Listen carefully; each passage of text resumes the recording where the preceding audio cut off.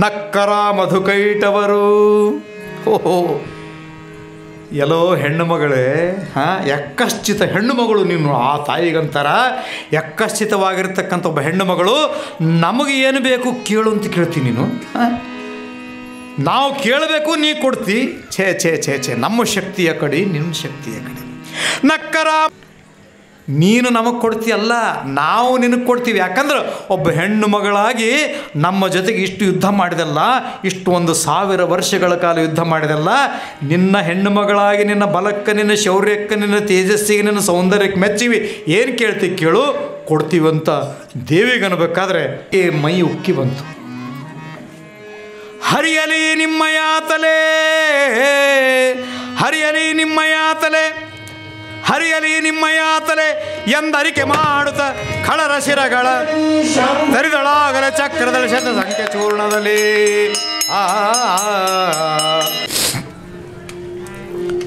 ತಾಯಿಯ ಬಗ್ಗೆ ವಿಶೇಷವಾಗಿರ್ತಕ್ಕಂಥ ಮಾತುಗಳನ್ನು ಪುರಾಣದಲ್ಲಿ ಹೇಳಿದ್ವಿ. ತಾಯಿ ಎನ್ನುವ 2 ಅಕ್ಷರದ ಶಬ್ದ ಜಗತ್ತನ್ನು, ಬ್ರಹ್ಮಾಂಡವನ್ನು ಜನ್ಮ ಕೊಟ್ಟಿರ್ತಕ್ಕಂಥ, ಬ್ರಹ್ಮಾಂಡಕ್ಕೆ ಜನ್ಮವನ್ನು ಕೊಟ್ಟು ಬೆಂಕಿ ಗಾಳಿಗಳನ್ನು ಸೃಷ್ಟಿ ಮಾಡಿ, ಪಂಚಮಹಾಭೂತಗಳನ್ನು ಸೃಷ್ಟಿ ಮಾಡಿ, ಸಮಸ್ತ ಜೀವ ಸಂಕುಲಗಳನ್ನು ಸೃಷ್ಟಿ ಮಾಡಿ ಅದೃಶ್ಯವಾಗಿರ್ತಕ್ಕಂಥ ತಾಯಿಯನ್ನು ಬ್ರಹ್ಮ ವಿಷ್ಣು ಮಹೇಶ್ವರರು ಹೆಂಗೆ ಹುಡುಕಿದ್ರು ಅನ್ನೋದನ್ನು ನಿನ್ನೆ ದಿವಸ ನೋಡಿದ್ವಿ. ಒಂದು ಕಡೆ ಗರ್ಭಗುಡಿಯಲ್ಲಿರ್ತಕ್ಕಂಥ ತಾಯಿ ಪ್ರಪಂಚದ ನಾನಾ ಭಾಗಗಳಲ್ಲಿ ತಾಯಿಯಾಗಿ ನಿಂತು, ದೇವಿಯಾಗಿ ನಿಂತು ರಕ್ಷಣೆ ಮಾಡತಕ್ಕಂಥ ತಾಯಿ ಒಂದು ಕಡೆಯಾದರೆ, ಅದೇ ಸ್ವರೂಪದಲ್ಲಿ ನಮ್ಮ ಮನೆಗಳಲ್ಲಿರ್ತಕ್ಕಂಥ ಜೀವಂತ ತಾಯಿ ಕೂಡ ಒಬ್ಬಕ್ಕೆನ್ನುವ ಮಾತನ್ನು ನಿನ್ನೆ ದಿವಸ ನಾನು ಹೇಳಿದ್ದೆ. ಯಾಕಂದರೆ ಯಾರಿಗೂ ಹೇಳಿದ್ರಂತ ಒಬ್ಬ ಮನುಷ್ಯನಿಗೆ 5 ಅಕ್ಷರದ ಸುಂದರವಾದ ಶಬ್ದವನ್ನು ಬರೆದುಕೊಂಡು ಬಾ ಅಂದ್ರಂತ. ಶಬ್ದ ಭಾಳ ಚಂದ ಇರಬೇಕು, 5 ಅಕ್ಷರ ಇರ್ಬೇಕಂತಂದ್ರೆ ಅವನು ಬರೆದಂತ ಹಡೆದ ತಾಯಿ ಅಂತ ಬರೆದಂತ. 4 ಅಕ್ಷರಗಳ ಸುಂದರವಾದ ಶಬ್ದವನ್ನು ಬರೆದುಕೊಂಡು ಬಾ ಅಂದ್ರವ ಹಡದವ್ವ ಅಂತ ಬರ್ಕೊಂಡು ಬಂದಂತ. 3 ಅಕ್ಷರದ ಸುಂದರವಾದ ಶಬ್ದವನ್ನು ಬರಿ ಅಂತಂದ್ರೆ ಜನನಿ ಅಂತ ಬರೆದಂಥವು. 2 ಅಕ್ಷರದ ಸುಂದರವಾದ ಶಬ್ದವನ್ನು ಬರಿ ಅಂದ್ರೆ ಅಮ್ಮ ಅಂತ ಬರೆದಂಥವ. ಒಂದೇ 1 ಅಕ್ಷರದ ಸುಂದರವಾದ ಶಬ್ದವನ್ನು ಬರಿ ಅಂದ್ರೆ ಮಾ ಅಂತ ಬರೆದಂಥವು. ಅಂದ್ರೆ ಪ್ರಪಂಚದಲ್ಲಿ ತಾಯಿಯಷ್ಟು ಸುಂದರವಾಗಿರ್ತಕ್ಕಂಥ ಹೆಸರು ಇನ್ನೊಂದಿಲ್ಲ. ಅದು ಮನೆಯಲ್ಲಿರುವ ತಾಯಿ ಇರಬಹುದು, ಗುಡಿಯಲ್ಲಿರುವ ತಾಯಿ ಕೂಡ ಇರಬಹುದು. ನೋಡ್ರಿ, ಬೇಕಾದ್ರೆ ಪ್ರಪಂಚದಲ್ಲಿ ನಮ್ಮವು ಚಂದಿಲ್ಲ ಅಂತ ಯಾರು ಅಂದರೆ ಈ ಜಗತ್ತಿನ ಇಲ್ಲಿ ತನಕ. ಆಕೆ ಎಂಥ ಸೀರೆ ಉಟ್ಕೊಳ್ಳಿ, ಹರಕೆ ಸೀರೆ ಉಟ್ಕೊಳ್ಳಿ, ಚಿಂದಿ ಸೀರೆ ಉಟ್ಕೊಳ್ಳಿ, ನಮ್ಮವು ನೋಡ್ಲಿಕ್ಕೆ ಚಂದಿಲ್ಲ ಅಂತ ಈ ಜಗತ್ತಿನಲ್ಲಿ ಇಲ್ಲಿ ತನಕ ಯಾವ ಮನುಷ್ಯನೂ ಕೂಡ ಅಂದಿಲ್ಲ. ಅಂದರೆ ತಾಯಿ ಅನ್ನುವ ಶಬ್ದವೇ ಹಾಗೆ. ಹಾಗಾಗಿ ತಾಯಿಯನ್ನು ಕುರಿತ ಒಂದು ಮಾತುಗಳನ್ನು ನಾನು ನಿನ್ನೆ ದಿವಸ ಹೇಳಿದ್ದೆ. ಯಾರು ಇದ್ದರು ಎನ್ನ ತಾಯಿಗೆ ಸಮನಲ್ಲ, 1000 ಕೊಳ್ಳಿ ಒಲಿಯಾಗ ಇದ್ದರು ಜ್ಯೋತಿ ನಿನಗಾರು ಸಮನಲ್ಲ. 1000 ಕೊಳ್ಳಿ ಧಗಧಗ ಉರಿತಾ ಇದ್ರು ಕೂಡ ದೇವರ ಮುಂದೆ ಉರಿತಕ್ಕಂಥ ಒಂದು ದೀಪ ಎಷ್ಟು ಶ್ರೇಷ್ಠವೋ ಅಷ್ಟೇ ಶ್ರೇಷ್ಠ ಯಾವುದು ಅಂದ್ರೆ ನಿಮಗೆ ಜನ್ಮ ಕೊಟ್ಟಿರ್ತಕ್ಕಂಥ ತಾಯಿ. ಈ ಪ್ರಕಾರ ತಾಯಿಯನ್ನು ಕಳೆದುಕೊಂಡು ಅಂತು ಬಲಗಣ್ಣಂತೂ ಹಾರಿತು. ಬಲಗಣ್ಣು ಹಾರಿದಾಗ ತಾಯಿ ಓಡ್ತಾ ಬಂದಂತ. ಎಷ್ಟು ಚಂದ ಬರೀತಾರಂದ್ರೆ, ಅಂಗಳದಲ್ಲಿ ಆಟವಾಡುವ ಮಗುವನ್ನು ಕಂಡು ದೂರದಿಂದ ಓಡಿ ಬರ್ತಕ್ಕಂಥ ತಾಯಿ ಬಂದಂಗೆ ಆ ತಾಯಿ ಓಡುತ್ತಾ ಬಂದು ಮೈ ಮೇಲೆಲ್ಲ ಬೆವರು ಬಂದಿತ್ತು, ದಮ್ಮು ಉಶ್ವಾಸ ಬಂದಿತ್ತು. ನನ್ನ ಕಂದಗಳೇನಾದವು, ಬ್ರಹ್ಮ ಏನಾದ, ವಿಷ್ಣು ಏನಾದ, ಮಹೇಶ್ವರ ಏನಾದ ಅಂತಕ್ಕಂಥ ಕಾಳಜಿಯಿಂದ ಅವಳು ಬಂದು, ಯಾವಾಗ ಆಕೆ ಬಂದು ನಿಂತಲ್ಲ, ರಕ್ತ ಬಣ್ಣದ ಕಾಂತಿಯ ರಕ್ತವರ್ಣದ ಸೀರೆಯನ್ನುಟ್ಟುಕೊಂಡು ಮುತ್ತುರತ್ನಗಳ ಹಾರವನ್ನು ಧರಿಸಿಕೊಂಡು ಅತ್ಯಂತ ಸುಂದರವಾದ ಮನೋಹರವಾದ ರೂಪವನ್ನಿಟ್ಟುಕೊಂಡು ಆ ತಾಯಿ ಬಂದಾಗ ಎದ್ದು ನಿಂತೆವು. ಎಷ್ಟು ಚಂದ ಹೇಳ್ತಾರೆ ನೋಡ್ರಿ. ಎದ್ದು ನಿಂತೆವು ಮತ್ತೆ ದೇವಿಯ ಮುದ್ದು ಮೂರ್ತಿಯ ನೋಡಿ ಕಣ್ಗಳಲ್ಲಿ ಆ ತಾಯಿಯ ಮುದ್ದಾದ ಮುಖವನ್ನು ನೋಡುತ್ತಾ ನಾವೆಲ್ಲರೂ ಕೂಡ ಎದ್ದು ನಿಂತೆವು. ನಾವೆಲ್ಲರೂ ಅಂದ್ರೆ ಯಾರು ಅಂದರೆ ಬ್ರಹ್ಮ, ವಿಷ್ಣು, ಮಹೇಶ್ವರ, ಕಿನ್ನರ, ಕೆಂಪುರುಷ, 36 ಕೋಟಿ ದೇವತೆಗಳಂತಾರಲ್ಲ, ಎಲ್ಲರೂ ಕೂಡ ತಾಯಿಯನ್ನು ಸ್ವಾಗತ ಮಾಡಿದರು. ಪೂರ್ಣ ಬ್ರಹ್ಮದಲ್ಲಿ ಪುಳಕಾಶವು ಕೂತ ಮನುಷ್ಯನಿಗೆ ಬಹಳ ದುಃಖವಾದರೂ ಕೂಡ ಕಣ್ಣಾಗ ನೀರು ಬರ್ತದೆ, ಬಹಳ ಸಂತೋಷ ಆದರೂ ಕೂಡ ಕಣ್ಣಾಗ ನೀರು ಬರ್ತದೆ. ಭಾಳ ಸಂತೋಷ ಆಗಿತ್ತಂದ್ರೆ ಅದಕ್ಕೂ ಒಂದು ರೀತಿ ಕಣ್ಣೀರು ಬರ್ತದಲ್ಲ. ಆ ತಾಯಿಯನ್ನು ನೋಡಿ, ಅವಳ ಮುಖವನ್ನು ನೋಡಿ, ಅವಳ ಕೈಗಳನ್ನು ನೋಡಿ, ಅವಳ ಪಾದಗಳನ್ನು ನೋಡಿ ಒಂದೇ ಸಮನ ಅವಳಿಗೆ ನಮಸ್ಕಾರವನ್ನು ಮಾಡಿ ಬಿದ್ದೆವಾವ್ ಭಯಭಕ್ತಿಯಿಂದಲೀ ಆ ತಾಯಿಯ ಪಾದಗಳ ಮೇಲೆ ಬಿದ್ದು ಕಣ್ಣೀರಿನಿಂದ ಅಭಿಷೇಕ ಮಾಡಿದ್ರಂತೆ. ಯಾರು? ಬ್ರಹ್ಮ ವಿಷ್ಣು ಮಹೇಶ್ವರಮ್ಮ. ಎಲ್ಲಿ ಹೋಗಿದ್ದಿ ತಾಯಿ? ಯಾಕೆ ನಮ್ಮ ಮೇಲೆ ಸಿಟ್ಟು ನಿನಗೆ? ನಮ್ಮನ್ನು ಹುಟ್ಟಿಸಿ ನೀನೆಲ್ಲಿ ಮಾಯವಾಗಿದ್ದಿ ತಾಯಿ? ಬಿದ್ದೆವಾವ್ ಆ ತಾಯಿಯ ಪಾದಗಳ ಮೇಲೆ ಬಿದ್ದು ಎದ್ದೆವಾವ್ ಕೈ ಮುಗಿದು ಸ್ತುತಿಸುತ್ತ ಪಾದಗಳ ಮೇಲೆ ಬಿದ್ದು ಹಣೆ ಹಚ್ಚಿ ನಮಸ್ಕಾರವನ್ನು ಮಾಡಿ ಎದ್ದು ಆಕೆಗೆ ಕೈ ಜೋಡಿಸಿ ನಮಸ್ಕಾರವನ್ನು ಮಾಡಿ ಈ ಪರಿಯಲ್ಲಿ ವೃಷಭೇಶ ಕೇಳೆಂದ. ಚಿದಾನಂದ ಅವಧೂತರು ಎಷ್ಟು ಅದ್ಭುತವಾಗಿರ್ತಕ್ಕಂಥ ವರ್ಣನೆ ಮಾಡ್ತಾರೆ ಆ ತಾಯಿ ಬಂದಂಥ ಸಂದರ್ಭದಲ್ಲಿ. ಅಂದ್ರೆ ಯಾವಾಗ ಬ್ರಹ್ಮ ವಿಷ್ಣು ಮಹೇಶ್ವರರು ಮಕ್ಕಳು ತಾಯಿಯನ್ನು ಮುದ್ದಾಡುವುದನ್ನು ನೋಡಿ ತಾಯಿಯ ಕಣ್ಣಲ್ಲಿ ದುಃಖ ಉಕ್ಕಿ ಬಂತು. ಮಗಳ ಅಥವಾ ಮಗ ಮನೆಗೆ ಬಂದಾಗ ಆಫೀಸಿನಿಂದ ಬಂದಿರತಕ್ಕಂಥ ಮಗ ತಾಯಿಯನ್ನು ಅಮ್ಮನ ಕಾಲಿಗೆ ನಮಸ್ಕಾರ ಮಾಡತಕ್ಕಂಥ ಸಂದರ್ಭದಲ್ಲಿ ಜಗತ್ತಿನಲ್ಲಿ ಯಾವ ತಾಯಿಗೆ ಎಷ್ಟು ಸಂತೋಷ ಆಗಲಿಕ್ಕೆ. ಹಾಗೆ ಆಕೆಯನ್ನು ಎಷ್ಟು ಚಂದ ಪ್ರಾರ್ಥನೆ ಮಾಡ್ತಾರಂದ್ರೆ ಓಂ ನಮೋ ಓಂಕಾರಿ ಜಯ ಜಯ, ಓಂ ನಮೋ ಓಂಕಾರಿ ಜಯ ಜಯ, ಓಂ ನಮೋ ಹ್ರೀಂಕಾರಿ ಜಯ ಜಯ, ಓಂ ನಮೋ ರಕ್ತಾಂಗಿ ಜ್ವಾಲಾಮುಖಿಯ ಜಯ ಜಯತು. ಪ್ರಪಂಚದಲ್ಲಿರ್ತಕ್ಕಂಥ ಎಲ್ಲ ಹೆಸರುಗಳು ನಿನ್ನವೇ ತಾಯಿ. ರಕ್ತಾಂಗಿ, ಶಂಕರಿ, ಶಾರದೆಯ, ಪಾರ್ವತಿ, ಗಿರಿಜಾಧವ, ಪಾರ್ವತಿ, ನೂರಾರು ಹೆಸರುಗಳನ್ನು ಕರಿಕೊಳ್ತಕ್ಕಂಥ ನಿನಗೆ ನನಗೆ ಹೇಳಲಿಕ್ಕಿರ್ತಕ್ಕಂಥ ನಾಲಿಗೆ ಒಂದು, ನಿನಗಿರ್ತಕ್ಕಂಥ ಹೆಸರುಗಳು ಸಾವಿರ ತಾಯಿ. ಯಾವ ರೀತಿ ನಿನ್ನನ್ನು ಪ್ರಾರ್ಥನೆ ಮಾಡಲಿ? ಓಂ ನಮೋ ಸುಜ್ಞಾನಿ ಜಯ ಜಯ, ಓಂ ನಮೋ ವಿಜ್ಞಾನಿ ಜಯ ಜಯ, ಓಂ ನಮೋ ಸುಜ್ಞಾನಿ ಜಯ ಜಯ, ಓಂ ನಮೋ ವಿಜ್ಞಾನಿ ಜಯ ಜಯ, ಓಂ ನಮೋ ಮಹಾಮಾಯೆ ಜಯ ಜಯತು ಎಂದು ದಮರಗಣ. ಈ ಪ್ರಕಾರವಾಗಿ ದೇವತೆಗಳೆಲ್ಲರೂ ಕೂಡ ಆಕೆಯನ್ನು ಪ್ರಾರ್ಥನೆ ಮಾಡಿದಾಗ ಆ ತಾಯಿ ಬಂದು ಆ ಬ್ರಹ್ಮ ವಿಷ್ಣು ಮಹೇಶ್ವರನ ಅಪ್ಪಿಕೊಂಡ್ಲಂತ. ಅಪ್ಪಿಕೊಳ್ಳೋದಂದ್ರೆ ನಿಮ್ಗೆ ಗೊತ್ತಾಗ್ತದಲ್ಲ. ಆ ರೀತಿ ಬಂದಾಗ ಅವಳನ್ನು ಅಪ್ಪಿಕೊಂಡು ಮಕ್ಕಳನ್ನು ಅಪ್ಪಿಕೊಂಡು ಮುಂಡಾಡಿದಳು. ತಲೆ ಮೇಲೆ ಕೈಯಾಡಿಸಿ ಸ್ಪರ್ಶ ಜ್ಞಾನವನ್ನು ಮಾಡಿಸಿ ಅವರ ಗದ್ದ ತುಟ್ಟು ಹಿಡಿದು ಅಲಗಾಡಿಸಿ, ಅಪ್ಪ ಇಷ್ಟು ವರ್ಷಗಳ ಕಾಲ ನಿಮ್ಮನ್ನು ಬಿಟ್ಟು ನಾನು ಮರೆಯಾಗಿದ್ನಲ್ಲ, ಇನ್ನು ಮೇಲೆ ನನ್ನಿಂದ ತಾಯಿ ಅಂತ ಕರೆಸಿಕೊಳ್ತಕ್ಕಂಥ ಯೋಗ್ಯತೆ ನನಗಿಲ್ಲಂದಂತ ಆ ತಾಯಿ. ಇಷ್ಟು ವರ್ಷಗಳ ಕಾಲ ನಿಮ್ಮನ್ನು ಅಗಲಿ ನಾನು ಹೋಗಿದ್ದೆ, ಎಷ್ಟು ಪರಿತಪಿಸಿದಿರಿ, ಎಷ್ಟು ದುಃಖಿಸಿದಿರಿ, ಎಷ್ಟು ಹುಡುಕಾಡಿದಿರಿ, ಎಷ್ಟು ಕಾಡುಗಳನ್ನು ಅಲಿದಿರಿ, ಬೆಟ್ಟ ಗುಡ್ಡಗಳನ್ನು ಅಲಿದಿರಿ, ಮುಳ್ಳುಗಳನ್ನು ತುಳಿದ್ರಿ, ಬಿಸಿಲಲ್ಲಿ ಓಡಾಡಿದ್ರಿ, ಸಾವಿರಾರು ವರ್ಷಗಳ ಕಾಲ ನನ್ನ ಹುಡುಕಿದ್ರಲ್ಲಪ್ಪ. ಅಷ್ಟು ಹುಡುಕಿದ್ರೂ ಕೂಡ ನಿಮ್ಮ ಕಣ್ಣಿಗೆ ಕಾಣಲಾರ್ದಂಗೆ ಅಡಗಿಕೊಂಡಿದ್ನಲ್ಲ, ತಾಯಿ ಎನ್ನುವ ಹೆಸರಿಗೆ ಅಪವಾದ ಬಂತು ಅನ್ನುವ ಮಾತನ್ನು ಆಕೆ ಹೇಳಿ ದಣಿಸಿದಿರ ನುಡಿದಳ ಎಂದ ದೇವಿ. ಮರುಗಿದಳು. ಮಾಲ್ಕಮ್ಸ್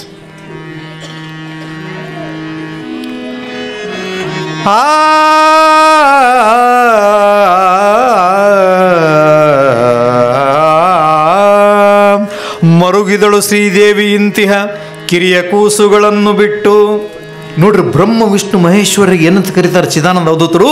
ಕಿರಿಯ ಕೂಸುಗಳನ್ನು ಬಿಟ್ಟು, ನಿಮ್ಮಂಥ ಸಣ್ಣ ಕೂಸುಗಳನ್ನು ಬಿಟ್ಟು ಇರಲು ಬಹುದೇ ದಯಾಳು ನಾನು, ನನ್ನನ್ನು ದಯಾಳು ಭಕ್ತವತ್ಸಲೆ ಕರುಣಾಮಯ ಅಂತ ಇವತ್ತಿಂದ ಕರಿಬೇಡ್ರಿ, ಯಾಕಂದ್ರೆ ನಿಮ್ಮನ್ನು ನಾನು ಬಿಟ್ಟು ಹೋಗಿದ್ದೆ. ವರಲು ತಾವೇಕೆ ಶ್ರುತಿಗಳು, ಶ್ರುತಿ ಸ್ಮೃತಿ ಪುರಾಣಗಳು ವಚನಶಾಸ್ತ್ರಗಳು ನನ್ನನ್ನೆಲ್ಲ ತಾಯಿ ಮಹಾತಾಯಿ ಜಗಜ್ಜನನೆಂದು ಕರೀತಾರ, ಆದರೆ ನಾನು ಮಾತ್ರ ನಿಮ್ಮನ್ನು ಬಿಟ್ಟು ಹೋಗಿದ್ದೆ. ಪರಮ ಪಾಪಿಯು ಎನ್ನನೇತಕ್ಕೆ ಮರಳು ಹಿಡಿದೆ ಭಜಿಸಿದಿರಿ ಅಂತೆಂದಳ ದೇವಿ. ಈ ಪ್ರಕಾರ ಅವಳನ್ನು ನೋಡಿಕೊಂಡು ಆಗ ಒಂದು ಮಾತು ಕೇಳ್ತಾಳೆ ತಾಯಿ. ಇದು ನಾವು ನೀವೆಲ್ಲ ಇವತ್ತು ಅರ್ಥ ಮಾಡಿಕೊಳ್ಳಬೇಕು. ಎನ್ನನು ದಯಾಳೆಂಬ ಮಾತಿಗೆ, ಎನ್ನನು ದಯಾಳು ಎಂಬ ಮಾತಿಗೆ ಹೊದ್ದಿತು ತಪ್ಪು ನಾನೀಗಿನ್ನು ನಿಮ್ಮನ್ನು ಬಳಲಿಸಿ ಏನ ಹೊತ್ತೆನಪ ಕೀರ್ತಿ ಆಡಿರೆಂದನೆ ಚರಣಕ್ಕೆ ನಾವು. ನನ್ನ ಕಾಲು ಬಿಡ್ರಿ. ಬ್ರಹ್ಮ ವಿಷ್ಣು ಮಹೇಶ್ವರರು ಆ ತಾಯಿಯ ಪಾದಗಳ ಮೇಲೆ ಬಿದ್ದಾಗ ನನ್ನ ಕಾಲು ಬಿಡ್ರಪ್ಪ, ನಿಮಗೇನು ಬೇಕು ಕೇಳ್ರಿ ಅಂದಂತ. ನಿಮಗೆ ಏನು ಬೇಕು ಅದನ್ನು ಕೇಳ್ರಿ. ಆಡಿರೆಂದನೆ ಚರಣಕ್ಕೆ ನಾವು ನೀಡಿದೆವು ಮಸ್ತಕವದನವನು, ಬೇಡಲಕ್ಕೆ ನಾವು ಒಲ್ಲೆವೆಂದೆವು ದೇವಿಗಿದರಾಗಿ. ಬಹುಶಃ ಆ ದೇವಿ ಹೇಳಿದ ಮಾತನ್ನು ನೀವು ಅರ್ಥ ಮಾಡಿಕೊಡ್ರಿ. ಇವತ್ತು ನಿಮಗೆ ಏನು ಬೇಕೋ ಅದನ್ನು ಕೇಳಿ. ಬಂಗಾರ ಬೇಕಾ, ಬೆಳ್ಳಿ ಬೇಕಾ, ಸಿಂಹಾಸನ ಬೇಕಾ, ಅಧಿಕಾರ ಬೇಕಾ, ಆಯುಷ್ಯ ಬೇಕಾ, ಕಾಮಧೇನು ಬೇಕೇ, ಕಲ್ಪವೃಕ್ಷ ಬೇಕೇ, ಯಾವುದನ್ನು ಕೇಳಿದರೂ ಕೂಡ ನಿಮಗೆ ನಾನು ಕೊಡ್ತೀನಿ ಅಂತಕ್ಕಂಥ ಮಾತನ್ನು ಹೇಳ್ತಾನೆ.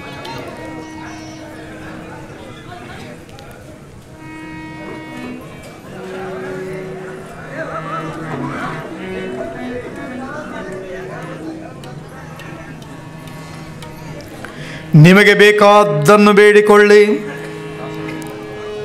ಬಹಳ ಸುಂದರ ಪ್ರಸಂಗ ಇದು. ನಿಮಗೆ ಏನು ಬೇಕು, ಬ್ರಹ್ಮ ನಿನಗೇನು ಬೇಕು, ವಿಷ್ಣು ನಿನಗೇನು ಬೇಕು, ರುದ್ರ ನಿನಗೇನು ಬೇಕು, ಪರಮಾತ್ಮ ಪರಶಿವ ನಿನಗೇನು ಬೇಕು ಕೇಳ್ರಿ. ನಿಮಗೆ ಏನು ಬೇಕು ಅದನ್ನು ಕೇಳ್ರಿ ಅಂತ ದೇವಿ ಹೇಳಿದ್ರೆ, ಅಕಸ್ಮಾತ್ ನಮಗೆ ಯಾರ ಬಂದು ದೇವರು ಪ್ರತ್ಯಕ್ಷ ಆಗಿ ಏಳೂರು ತಾಯಿ ಮುಂದೆ ನಿಂತು ಅಮ್ಮ ಅಂತ ನಮಸ್ಕಾರ ಮಾಡುವಾಗ ತಾಯಿ ಪ್ರತ್ಯಕ್ಷವಾಗಿ ನಿಮಗೆ ಏನು ಬೇಕು ಅಂತ ಕೇಳಿದ್ರೆ ಏನಾಗ್ಬೋದು ನಮ್ಮ ಪರಿಸ್ಥಿತಿ? ತಿಂತಣಿ ಮೌನೇಶ್ವರ, ಕಲಬುರಗಿ ಶರಣಬಸಪ್ಪ, ಕಡಕೋಳ ಮಡಿವಾಳಪ್ಪ, ಏಳೂರು ತಾಯಿ ಪ್ರತ್ಯಕ್ಷವಾಗಿ ಏನು ಬೇಕು ಕೇಳ್ರಿ ಅಂದ್ರೆ ಕೇಳಕ್ಕೆ ಬರಂಗಿಲ್ಲ ನಮಗೆ. ಮನಸ್ಸಿನಾಗ ಅನ್ಕೊಂತೀವಿ ದೇವರು ಪ್ರತ್ಯಕ್ಷ ಆಗಿ ನಮಗೆ ಅದನ್ನು ಕೊಡಲಿ, ಇದನ್ನು ಕೊಡಲಿ, ಅದನ್ನು ಕೊಡಲಿ, ಇದನ್ನು ಕೊಡಲಿ ಅಂತೀವಿ. ಖರೆ ಆದರೆ ಪ್ರತ್ಯಕ್ಷ ಆದಾಗ ಏನು ಕೇಳಬೇಕಂತ ಗೊತ್ತಾಗೋಲ್ಲ.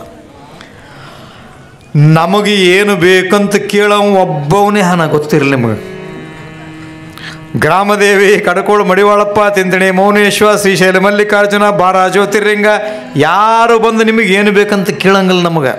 ಯಾಕಂದ್ರೆ ನಮ್ಮ ಭಕ್ತಿ ಆಟಕಟ್ಟೆ ಅದ. ನಮಗೆ ಏನು ಬೇಕು ಅಂತ ಕೇಳೋ ಒಬ್ಬವನೇ ಹಣ ಜಗತ್ತಿನಾಗ. ಯಾರಂದ್ರೆ ಹೋಟೆಲ್ದೊಳಗಿನ ಸಪ್ಲೈಯರು. ಹೌದು, ಹೋಟೆಲ್ದಾಗ ಹೋಗಿ ನೀವು ಕುಂತ ತಕ್ಷಣನೇ ಅವ ಏನು ಮಾಡ್ತಾನೆ, ಒಂದೆರಡು ಗ್ಲಾಸ್ ನೀರು ತಂದಿಟ್ಟು ಏನು ಬೇಕು ಅಂತ ಕೇಳ್ತಾನೆ ನಿಮಗೆ. ಅವ ಹಂಗೆ ಕೇಳಿದಾಗ ನೀವು ಅನ್ಬೇಕು, ಒಂದು 10 ತೊಲೆ ಬಂಗಾರ ಕೊಡು ಅಂತ ಕೇಳ್ರಿ, ಕೊಡ್ತಾನ ನಾವು? ಇಡ್ಲಿ ಕೊಡ್ತಾನ, ವಡೆ ಕೊಡ್ತಾನ, ಸಿರಾ ಕೊಡ್ತಾನ, ಉತ್ತಪ್ಪ ಕೊಡ್ತಾನ, ಉಪ್ಪಿಟ್ಟು ಕೊಡ್ತಾನ, ಬೇರೆ ಏನು ಕೊಡಂಗಿಲ್ಲ. ಆದ್ರೆ ಭಗವಂತ ಬಂದು, ದೇವಿ ಬಂದು ಕೇಳ್ತಾಳ, ನಿಮಗೆ ಏನು ಬೇಕು ಕೇಳಿಕೊಳ್ಳಿ. ನಿಮಗೆ ಏನು ಬೇಕು ಅದನ್ನು ಕೇಳ್ರಿ ಅಂತ. ನಿಮಗೆ ಏನು ಬೇಕು ಅದನ್ನು ಕೇಳ್ರಿ ಅಂದಾಗ ದೇವಿ ನಿನ್ನಯ ಸೇವೆಯಲ್ಲದೆ ಏನು ಚಂದದ ಅಮ್ಮ. ದೇವಿ ನಿನ್ನಯ ಸೇವೆಯಲ್ಲದೆ ಹಗಲು ರಾತ್ರಿ ನಿನ್ನ ಸೇವೆಯನ್ನು ಮಾಡುವ, ನಿನ್ನ ಪಾದಗಳನ್ನು ತೊಳೆಯುವ, ನಿನಗೆ ನಮಸ್ಕಾರ ಮಾಡುವ, ನಿನಗೆ ವಂದಿಸುವ ಅದೊಂದು ಸೌಭಾಗ್ಯವನ್ನು ಕೊಡು ತಾಯಿ. ನಮಗೆ ಯಾವ ಬಂಗಾರ ಬೆಳ್ಳಿ ಕೂಡ ಬೇಡ. ದೇವಿ ನಿನ್ನಯ ಸೇವೆಯಲ್ಲದೆ ಆವುದೆಮಗೀಯ ಬೇಡವು, ಯಾವುದೂ ನಮಗೆ ಕೊಡಬೇಡ. ಅದನ್ನು ತಗೊಂಡು ನಾವು ಏನು ಮಾಡಮಂತ. ಯಾರಿಗೊಬ್ಬರು ದೇವರು ಪ್ರತ್ಯಕ್ಷ ಕೇಳಿದಂತ ನಿನಗೆ ಏನು ಬೇಕು ಕೇಳಂದಂತ. ಚಲೋ ಅದ ಕೇಳ್ರಿ. ನಿನಗೇನು ಬೇಕು ಕೇಳು ಅಂತ ನಾವು ಏನು ಕೇಳಿದಂತ, ನಾ ಮುಟ್ಟಿದ್ದೆಲ್ಲ ಬಂಗಾರ ಆಗಬೇಕು ಅಂತ ಕೇಳಿದಂತ. ಯಾವುದನ್ನು ನಾ ಕೈಯಿಂದ ಮುಟ್ತೀನಿ ಅದು ಬಂಗಾರ ಆಗಬೇಕು. ಭಗವಂತನಂತ ಬ್ಯಾಡೋ ಅಂದಂತವ. ಮುಟ್ಟಿದ್ದೆಲ್ಲ ಬಂಗಾರ ಆಗ್ಬೇಕು ಅನ್ನೋದು ಕೇಳಕ್ಕೆ ಭಾಳ ಚಲೋ ಅನ್ನಿಸ್ತದ. ಆದರೆ ಇದು ಬ್ಯಾಡ, ನೋಡು ವಿಚಾರ ಮಾಡು ಅಂದ ಅವ. ಅಂದ ಮುಟ್ಟಿದ್ದೆಲ್ಲ ಬಂಗಾರ ಆದಮೇಲೆ ಈ ಜಗತ್ತಿನಲ್ಲಿ ನನ್ನಂಥ ಕೋಟ್ಯಾಧೀಶ ಯಾರು ಇರ್ತಾರೆ? ಕೋಟ್ಯಾಧೀಶ ಅಲ್ಲ, ಜಗತ್ತೇ ಖರೀದಿ ಮಾಡ್ತೀನಿ ಅಂದ. ಪೇಪರ್ದ ನೋಡ್ತೀರ, 14 ಕಿಲೋ ಬಂಗಾರನು ವಿಮಾನದಾಗ ಕದ್ದು ನೀವೆಲ್ಲ ಕೇಳಿರಿ, ನೋಡ್ತಿರಲ್ಲ. ಮುಟ್ಟಿದ್ದೆಲ್ಲ ಬಂಗಾರ ಆಗ್ಬೇಕಂತ ಕೇಳ್ಕೊಂಡಂತ ದೇವರು ಮತ್ತೊಂದು ಮಂದಂತ ಇನ್ನೊಂದು ಸಲ ವಿಚಾರ ಮಾಡು, ನಾ ತಥಾಸ್ತು ಅಂದಂದ್ರೆ ಅದು ಸ್ಯಾಂಕ್ಷನ್ ಆಗ್ತದೆ, ಗ್ರಾಂಟೆಡ್ ಆಗ್ತದೆ. ಕೊಡೋಂದವ. ಅದಕ್ಕೆ ದೇವರಲ್ಲಿ ವರ ಕೇಳೋ ಮುಂದೆ ಸ್ವಲ್ಪ ಬುದ್ಧಿ ಇರ್ಬೇಕು ನಮಗೆ. ಮನಸ್ಸಿಗೆ ಬಂದಂಗೆ ಕೇಳಬಾರ್ದು. ತಥಾಸ್ತು ಆಯಿತು. ಮತ್ತು ವರ ಕೊಟ್ಟ ಮೇಲೆ ಅದನ್ನು ಪ್ರತ್ಯಕ್ಷ ಮಾಡ್ಬೇಕಲ್ಲ. ಮುಟ್ಟಿದ್ದೆಲ್ಲ ಬಂಗಾರ ಆಗ್ತದೆ ನೋಡ್ಬೇಕಲ್ಲ. ತಪಸ್ಸು ಮುಗಿಸಿಕೊಂಡು ವರವನ್ನು ಪಡೆದುಕೊಂಡು ಹಿಂಗೆ ಬಂದ, ಬಾಜಾರದಾಗ ಬಂದ, ಕಲಬುರಗಿ ಮಾರ್ಕೆಟ್ನಾಗ ಬಂದ. ಈಗ ಇನ್ನು ಮುಟ್ಟಿದ್ದೆಲ್ಲ ಬಂಗಾರ ಆಗ್ಬೇಕಂದ್ರೆ ಒಂದು ಎಮ್ಮೆ ಹೊಂಟಿತ್ತಲ್ಲಿ. ಸೀದಾ ಹೋದ, ಅದಕ್ಕೆ ಹಿಂಗೆ ಮುಟ್ಟಿದ. ಈ ಬಂಗಾರದ ಎಮ್ಮೆ, ಕರ್ರನ ಎಮ್ಮೆ ಹೋಗಿ ಸುವರ್ಣದ ಬಂಗಾರದ ಎಮ್ಮೆ ಆಯ್ತು. ಎಷ್ಟು ಕ್ವಿಂಟಲ್ ಇರ್ತದೆ ಒಂದು ಎಮ್ಮೆ? ಕನಿಷ್ಠ ಒಂದು 7-8 ಕ್ವಿಂಟಲರು ಇರ್ತವೆ, ಜಾಸ್ತಿ ಇರ್ತವೆ. ಅಂದವ ಅದು ಬಂಗಾರದ ಎಮ್ಮೆ ತಿರ್ಗಾಡಕ್ಕೆ ಶುರುವಾಯ್ತು. ಹಂಗೆ ಮನೆಗೆ ಬಂದ, ಈ ಕಡೆ ಬಂದ, ಊರಾಗ ಬಂದ, ಯಾರ್ದೋ ಬಾಗಲು ಮುಟ್ಟಿದ, ಅಲ್ಲೊಂದು ಯಾವುದೋ ಕಬ್ಬಿಣದ ಹಿಂಗೆ ಏನೋ ಇತ್ತು ಅದನ್ನು ಮುಟ್ಟಿದ, ಮೈಕ್ ಮುಟ್ಟಿದ, ತಾಟ ಮನೆಗೆ ಬಂದ.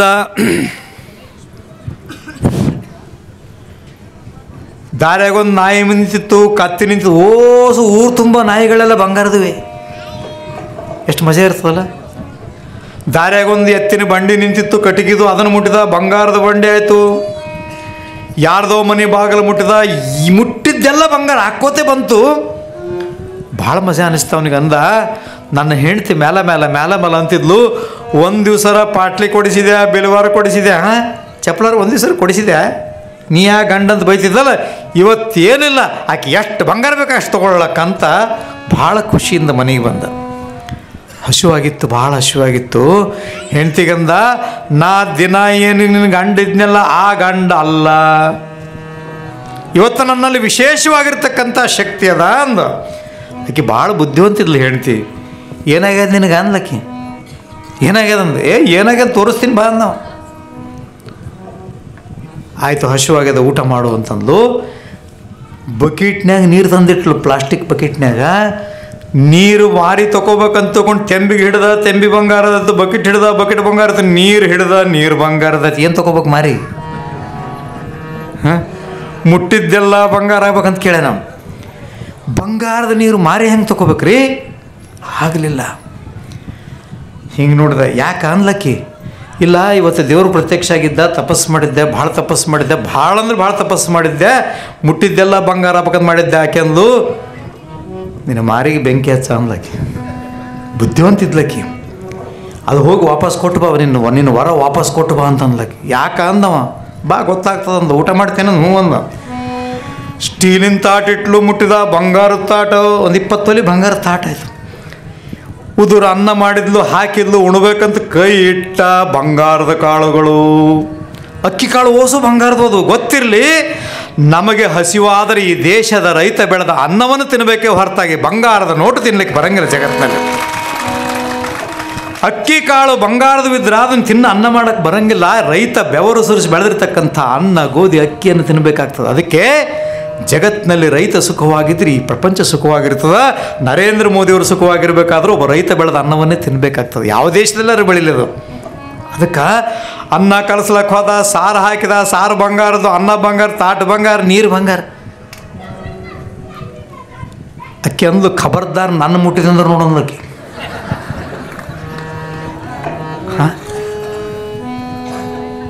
ಅವ ಅಂದ, ನೀ ಪಾಟ್ಲಿ ಬಿಲ್ವಾರ ಕೇಳಿದ್ದೆಲ್ಲ, ನೀನು ಪಾಟ್ಲಿ ಬಿಲ್ವಾರ ತೊಗೊಂಡು ಏನು ಮಾಡ್ತೀವಿ? ಸಾಕಾಯ್ತು, ಹೋಗಿ ನೀನು ಸಾಕು.